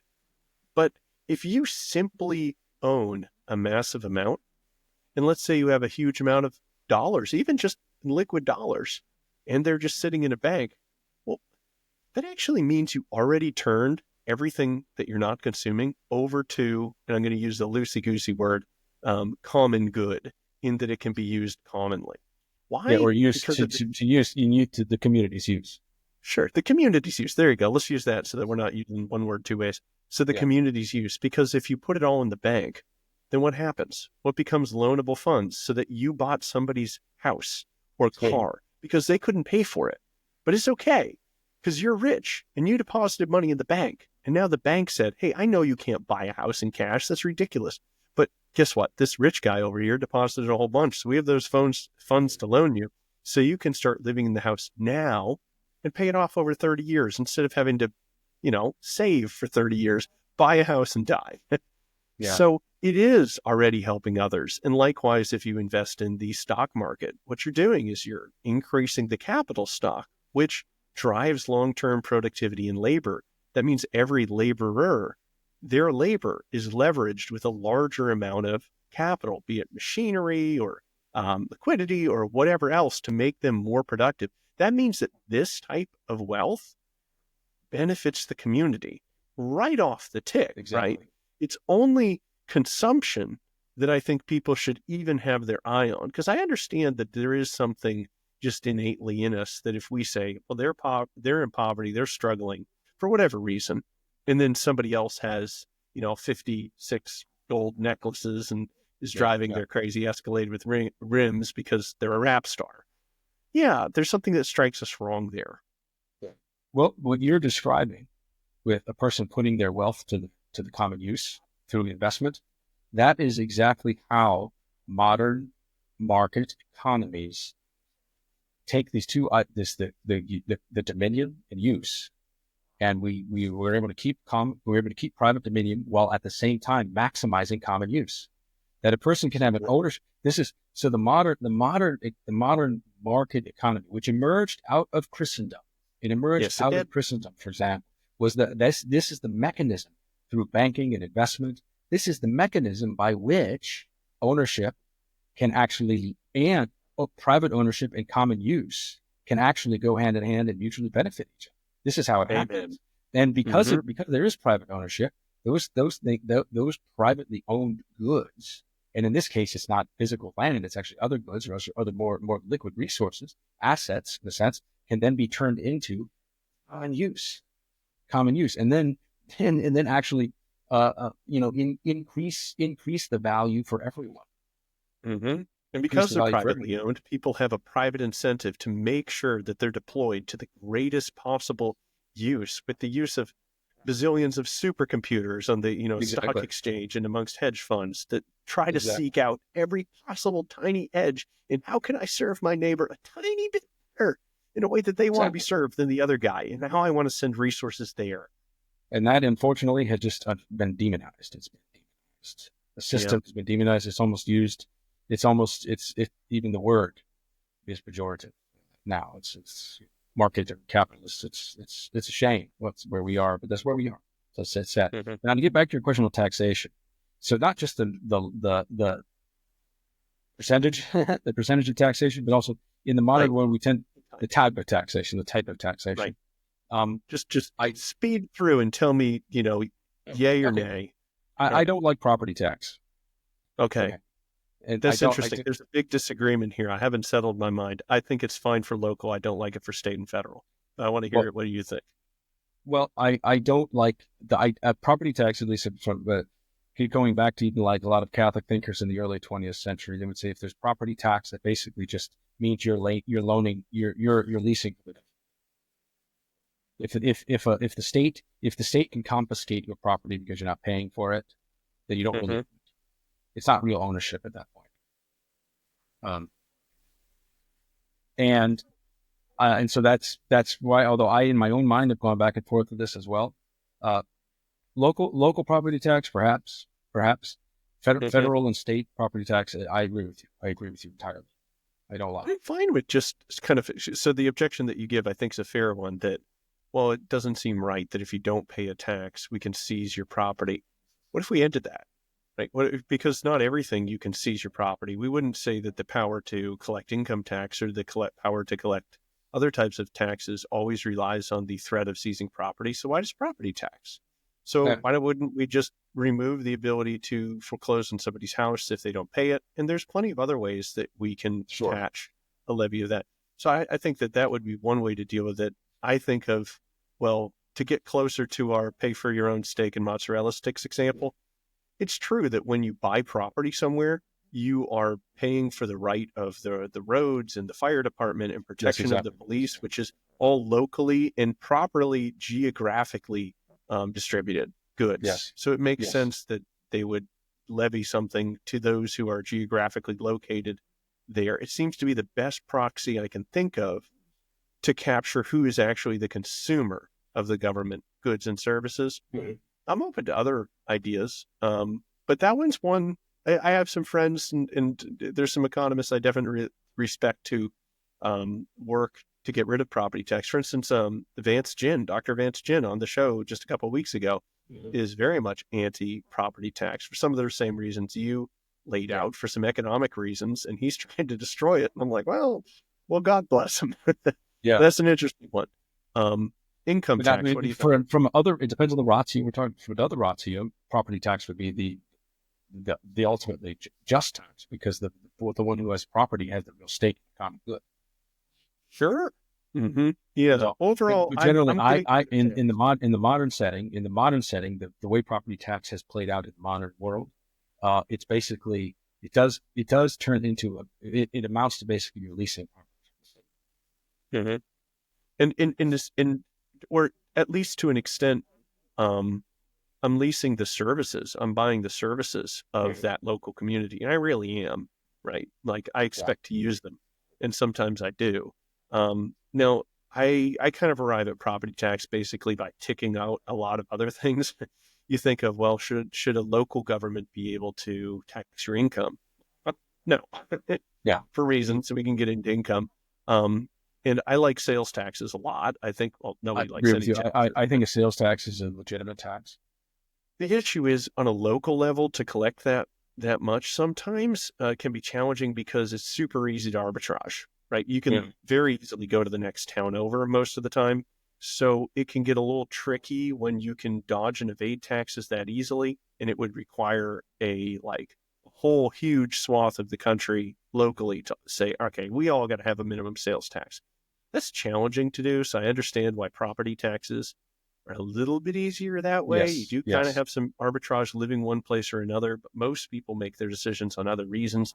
but you can just drive down the street and hit the next, street Yeah. over. Now you've disadvantaged certain businesses because they must. So that one gets tricky. Those practical concerns, especially about the arbitrage, that's a very practical, especially with sales tax. This is what makes sales tax very difficult. A lot of these things are basically solved by that problem we say. So to take the budget of government divided by citizens, everybody. Oh man, immediately people wouldn't be going to the fancy restaurant. They'd say, well, if we're all going to be paying the same portion of the bill, we're going to McDonald's. We're eating at McDonald's, guys. So I think there'd be a demand for a much smaller government. Well, they're doing that immediately, if that happened, if the government put something like that into place, like a flat tax, immediately they would be accountable to their spend. Wouldn't that be a miracle? They would actually immediately people would realize and have an intuitive sense, which we have completely lost now, of exactly how bloated state has been. And ironically, it would actually dramatically decrease income inequality, at least nominal income inequality, because when you shift the tax burden up to the group of workers who are in short supply and highly demanded, it tends to be that group has a very inelastic supply curve, basically. So as you tax them, it tends to be that you're not really taxing them, you're taxing the people who are purchasing their labor, so the tax gets transferred. And we see if you basically increase the tax on the people who are the highest earners, it tends to be this, the companies that are paying them end up footing that, and that their take home remains relatively stable. So the nominal inequality that you witness after taxing them more can look worse than it actually is with take home pay. Well, economics is full of these ironies. Oh yeah. So what do you think of income taxes? Income taxes, payroll taxes, withholding taxes. Don't withhold the wages of a worker, and we I do not like withholding at all. I mean, I don't see how it can be moral to say because you worked, we get your money. That seems like I don't get it. I don't understand. I never got it. I've never understood that. But this is a system I just inherited. I've never got. I don't think it's just. To me, also, I mean, I'm a active proponent of like the national sales tax, the fair tax, actually, and it's the consumption tax. But it's tricky with that one, with the moral statement, because you purchase something, I get something. I think that's also false, right? Unless they contributed in the production of that goods, which if they did, then that's a correct moral statement. However, if they're spending it simply to cover all sorts of other unrelated stuff, that's more difficult. What I like about it is at least it's a voluntary tax, right? You can choose not to consume all sorts of stuff and not to pay it. So you could choose to agree with that statement, or you could choose to disagree with that statement. Although consent is not the be-all, end-all of morality, it does help. But sometimes it is. That's why I've always liked that tax as well. Just kind of, that's it. Just a sales tax. It's because of the voluntary nature of the tax. Someone doesn't have to participate in the economy. If one does not want to participate in the economy, that's fine. Don't participate in the economy. But if you want to participate in the economy, then you just have to. There's a good of order. There's a whole of order that's being protected by law and property rights. That now you're going to give that one a pass. Property tax. Inheritance tax. I do not like inheritance tax.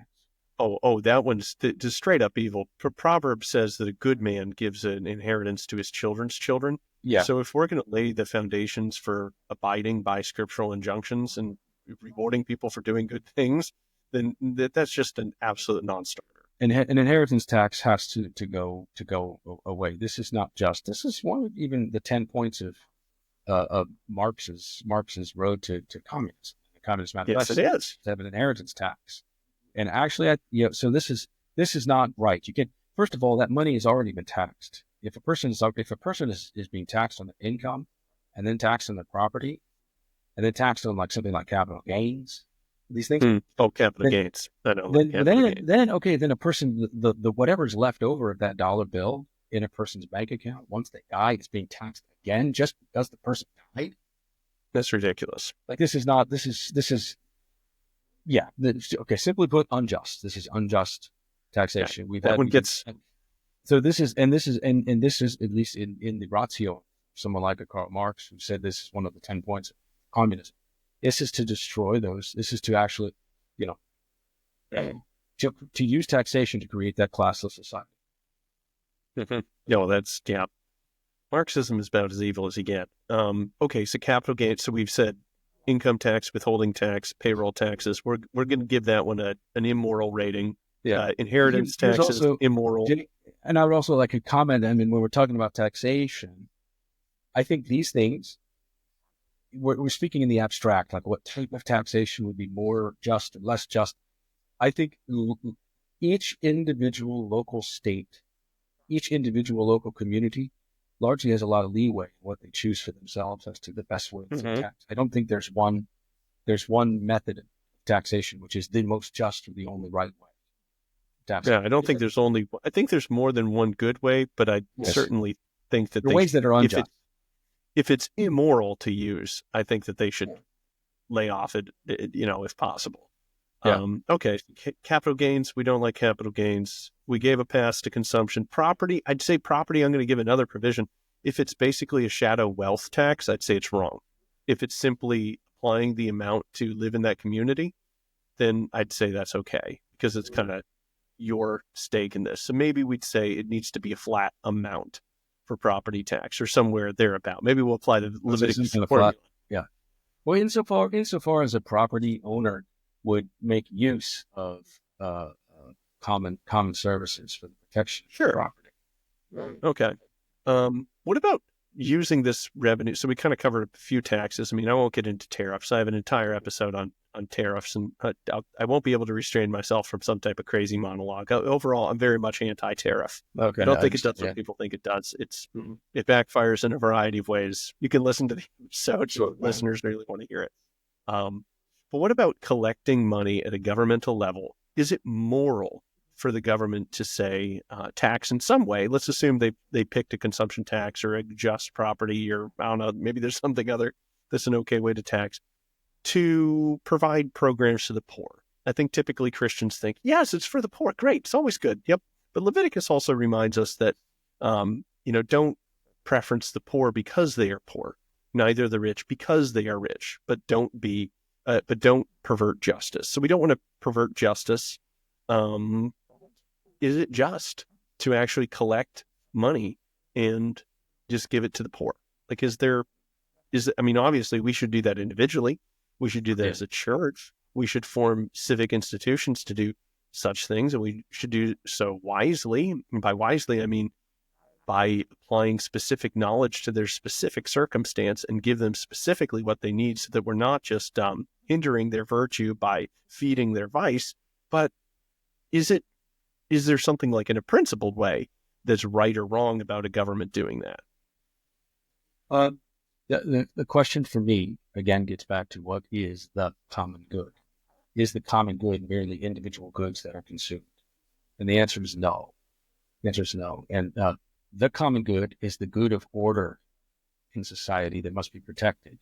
The good of order, which is established law, justice, courts, policing, that must be protected. The common good is a good that is shared by all. It is a common good because it is shared. The common good is not an individual good. It is not just individual consumption goods. I tend to fall on the side of saying that to use public funds, which are funds like taxation, that is justified for the sake of funding those who have care for the common good, and then using that for an individual good, like using that for one individual's consumption, would be an unjust use of public funds, and it would be a type of use of public money that's set aside for the common good, and using it to relieve the suffering of individuals, which is fundamentally the role of individuals, the role of families, and the role of the church. Seems to be trampling on subsidiarity, and it's a trampling on subsidiarity. It's an inversion of the order of society. It's an inversion, so that those who have care for the common good actually cease to take care of the common good, and they start to be dispensers of individual.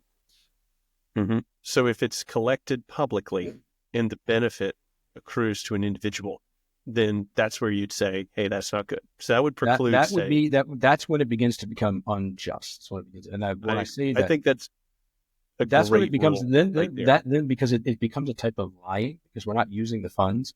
We're no longer using that money. The money is no longer even used for what it actually is, which is money set aside for the common good. No, it's set aside for the common good. It's not set aside to simply purchase individual consumption goods. So what you said there, which I totally agree with, and I think we could back up with reams of scripture and tradition and things that I think ought to be obvious. I would say what we just outlined, that most taxes which are being collected are at very least morally dubious, and the vast majority of government spending is probably wrong. I think most of it is probably unjust or not in keeping with the very nature of taxation itself, which is right. designed So to care for the common good. what we're describing, I think, I mean, I've read some of the things which say that, like the U.S. Council of Bishops lay out as their like economic principles or maybe voting principles or something. I have never seen anything like what we've been describing. I wish we did.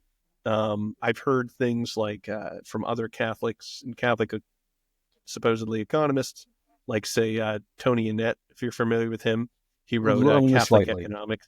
Yeah. I did a whole episode. It might be a 2-part episode where I critique his 10 principles, I think, of Catholic economics. And it's a hilarious episode, and I tear it apart, and it's worth a listen. It's a fun one. But typically we hear amongst Catholics, Catholic economists, Catholic writers, even our own bishops commonly either are ignoring these gigantic errors or are insinuating that the Catholic would be abiding by his faith better by supporting for government care for the poor. I mean, what's going on? You couldn't care for the poor I feel more like this than is a slam dunk in the Catholic tradition. The greatest way we can care for the poor is by creating the conditions whereby they can alleviate their poverty, which is basically create the conditions of an authentically free market economy. Absolutely. I mean, there's no mystery here. There's no mystery here. I mean, we know exactly how to cure poverty. This is just to create wealth, not to redistribute wealth. I mean, the redistributing of wealth as a pretense, someone that this will caring for the poor. This just doesn't work, and it ends up turning into a type of virtue sign. I think it turns into a type of. So, I mean, I don't mean to just criticize the USCCP or whatever necessarily, but how on earth do we get what I think is a very common sense message to Catholics in general, such that I would love it if politicians thought, oh man, we got to get the Catholic vote. The Catholic vote cares about the morality of taxes. They care about the poor getting the precondition to be wealthy. The Catholic vote is all about this Rerum Novarum document that says that a family should be able to live frugally, work hard, save, and have a better life. So they don't like it when we tax savings, investment. They don't like it when we tax income. They like it when our policies, enable and reward frugality, and they want upward mobility and overall economic growth to enhance this. It's obviously right in there, like Catholic social teaching is throughout Scripture, and obviously the Catholic vote is going to support free market policies because they believe it's in line with our nature as being made in the image of God, something they go on about. I mean, how do we get to a time like that where the Catholic vote... Jake, that's a huge... I mean, in many ways, in the 19th century, we were there. 19th century United States. But Catholics can't agree on anything, man. It's, I find especially in general fundamental interpretation, even of Catholic social teaching. It's quite disturbing to me that oftentimes amongst Catholics, I hear some version of, voting is so hard because, on one side we support, life. We want to get rid of abortion, and obviously we do. That's number one problem. If you're killing babies, what the heck are you doing? Exactly. But on the other side, the other party cares so much about the poor and inequality and things like that, as if we weighed the two, as if both were important. When It's a in fact, I confusion. think It's a radical confusion. I don't have an answer. I really don't have an answer for you. I don't have an answer for you because I can't we understand. need to go. I've been wrapping my mind around that confusion for years, and I can't figure it out. I don't get it.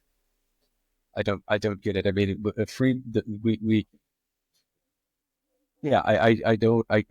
your question's a practical one. Like, how do we get there? I don't have an answer. Do you have a key to the room where the U.S. Council of Bishops meet? What I think is them out? no, I don't. I don't have any connection at all with the USCCB or the bishops. I pray for them. I pray that they do continue their good work. I just pray for them every day. What do I think we've lost? What I really think we've lost, and I try to do this with my work, is a revival of an authentic notion of the common good. Mm-hmm. That's the key. The common good is not a reservoir of material. It is not a material principle. The common good is a unifying telos. It's a unifying, insofar as it is a good, it is that which is unifying. It is that which has the ratio of final cause that actually then becomes a condition of common human action in society. The common good creates society. Society doesn't create the common good. The common good is something that is a condition that then creates that whole of order that becomes human society. The common good is not an artifact of human planning. Right. Ultimately, this is the common good. This is what we now think. We've adopted this notion. We adopt this notion of the common good as some kind of the common good is a result or a product or artifact of our planning. That is a mistake, but that's the fundamental error. And as long as the common good is going to be some kind of a cosmetic, pristine artifact created by us along the lines of a kind of cosmetic equality of stuff, then we will always get the economic question. Always. Gotcha. Well, let's wrap up with maybe, speaking of getting things wrong, what are just kind of maybe, I don't know, top 3 warnings to not get something wrong as a Catholic in economics? So you're talking to just general Catholics who are trying to abide by their faith, but they're swimming in this sea of economic ignorance and Marxist propaganda. And if you were to warn them against 3 big errors, you already kind of discussed what the identity of the common good, but 3 big problems that they could have, maybe specifically relating to personal property or private property, as we've been discussing. What would you say, top 3 things you'd say, try to get these things right, or at least don't get these things wrong, and you'll be in a better spot? Wow. The top 3 things that I would tell your average Catholic in the pew.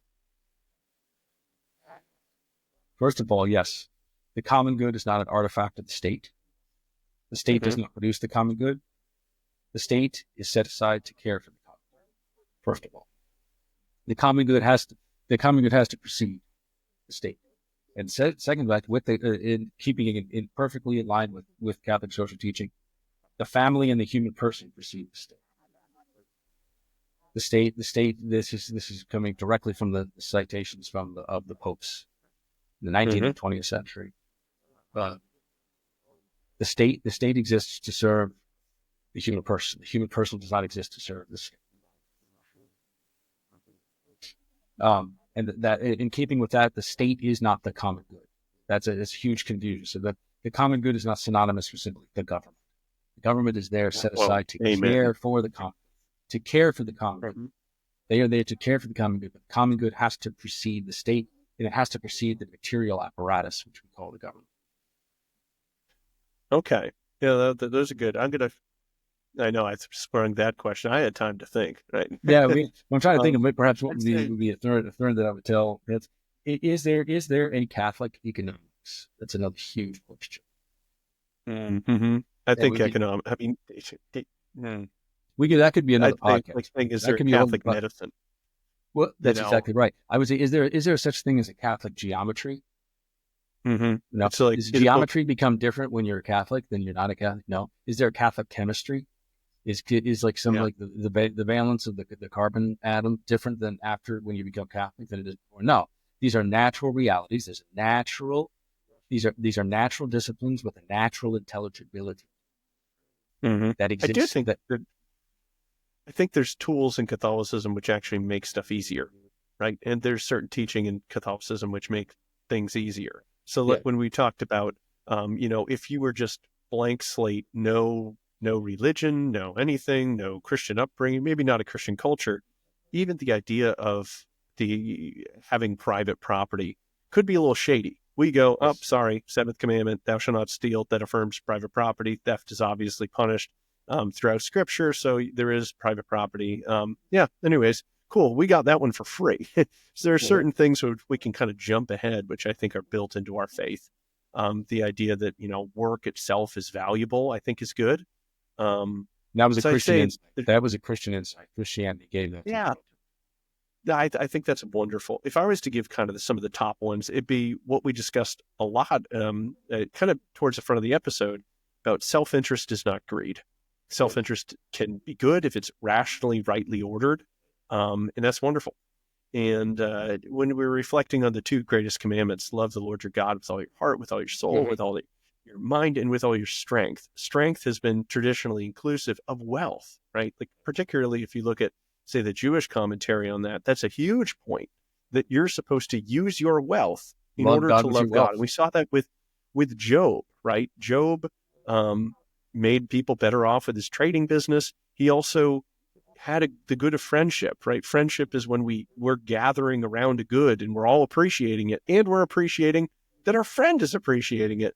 And Mhm. that's what Job did, right? He loved the Lord with God with all of his wealth because he brought his friends, he brought his family, he brought his servants in to enjoy things and enjoy the enjoyment of other people enjoying the thing. That's friendship. That's actually building up this community. Um, then loving your neighbor as yourself. That's reaffirming the fact that we're meant to have a properly ordered self love. And it means that we ought to know how the other wishes to be loved. Maybe they wish to have a house. Cool. I'll build them a house. Yeah. Or maybe somebody wishes to be fed. Awesome. Well, you could make food. So we kind of looked at uphill. We have this love of self, which includes actually your love of God and neighbor, and then it moves towards the supply side, the productive end. The fact that we're rational and we have dominion over things and we can order them. That's great. That's stage two. And then following along that, we trade, which makes people better off. And in the very end, what we gave up, what we worked for, redounds to our benefit in a free and fair society where, yeah, we can consume, but we're not consuming because we took it from somebody. We're consuming because we actually earned something. And don't withhold the wages of a worker. Yeah. If you have truly produced into somebody's benefit and received the just wages, then you're entitled to those wages. And it's awesome if you then go over and above simply the level of natural justice and you are merciful to people who need mercy. That's wonderful, and you should do that.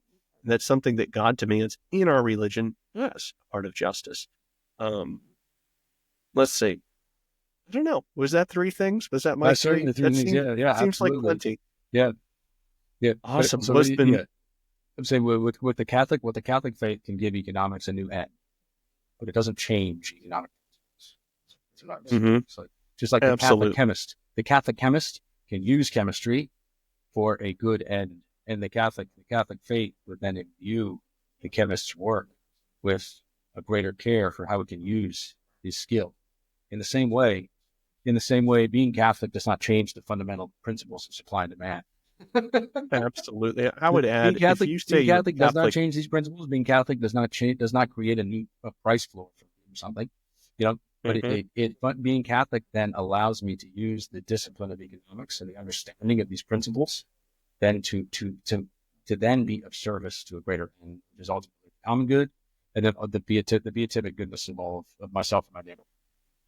right? And I think if you say, well, I'm a Catholic chemist, I want that to mean that you're a really good chemist. And Yes, if you say I'm a Catholic doctor, I want you to exactly. be really good at medicine. I want you to know what is true and be able to apply those truths in a way which is prudent. And if you say, I'm a Catholic economist, I want you to be really good at economics. I want you to actually know what's true, right? Exactly. So I think that's important. Well, did you have anything else you wanted to let the listeners know kind of as we wrap up? There is so much more we could talk about with these, these principles. There is. Particularly about Catholic, is there a Catholic economics? How does that change economics? Yes, we can. I think that the Catholic can use economic principles to serve the common good, but we cannot change those fundamental principles themselves. And we cannot fundamentally change the fundamental problem of scarcity. Or of human nature. That's one that pops up, the idea that human nature is infinitely valuable, or malleable. There you go. We can create systems that create humans. No, we don't think so. We think that God made humans, and that humans can then work together, and then a system emerges like a market, which is great. And it's nothing other than all of us working together, pooling our knowledge, pooling our resources, using it as a giant engine of computation to solve massive problems and make all of us better off. All right. Well, awesome. Well, can we have your, I don't know, if you want to give a blessing for Absolutely. All of us and all the listeners, that'd be great. Prayer in the name of the Father and the Son and the Holy Spirit. Amen. Heavenly Father, thank you for all the good that you give us. You are the source of all things and all that we have. Thank you for our conversation today. Thank you for our lives and all the blessings you have given us in our world. We ask you to keep us free from all evil, enlighten our minds to see your blessings in all things, and soften our hearts to be open to your will wherever it comes to us. We ask all this through the words that our Savior gave us. Our Father, who art in heaven, hallowed be thy name. Thy kingdom come, thy will be done, on earth as it is in heaven. Give us this day our daily bread. Forgive us our trespasses, as we forgive those who trespass against us. And lead us not into temptation, but deliver us from evil. Almighty God bless all of you, Father, Son, and Holy Spirit. Amen. Amen.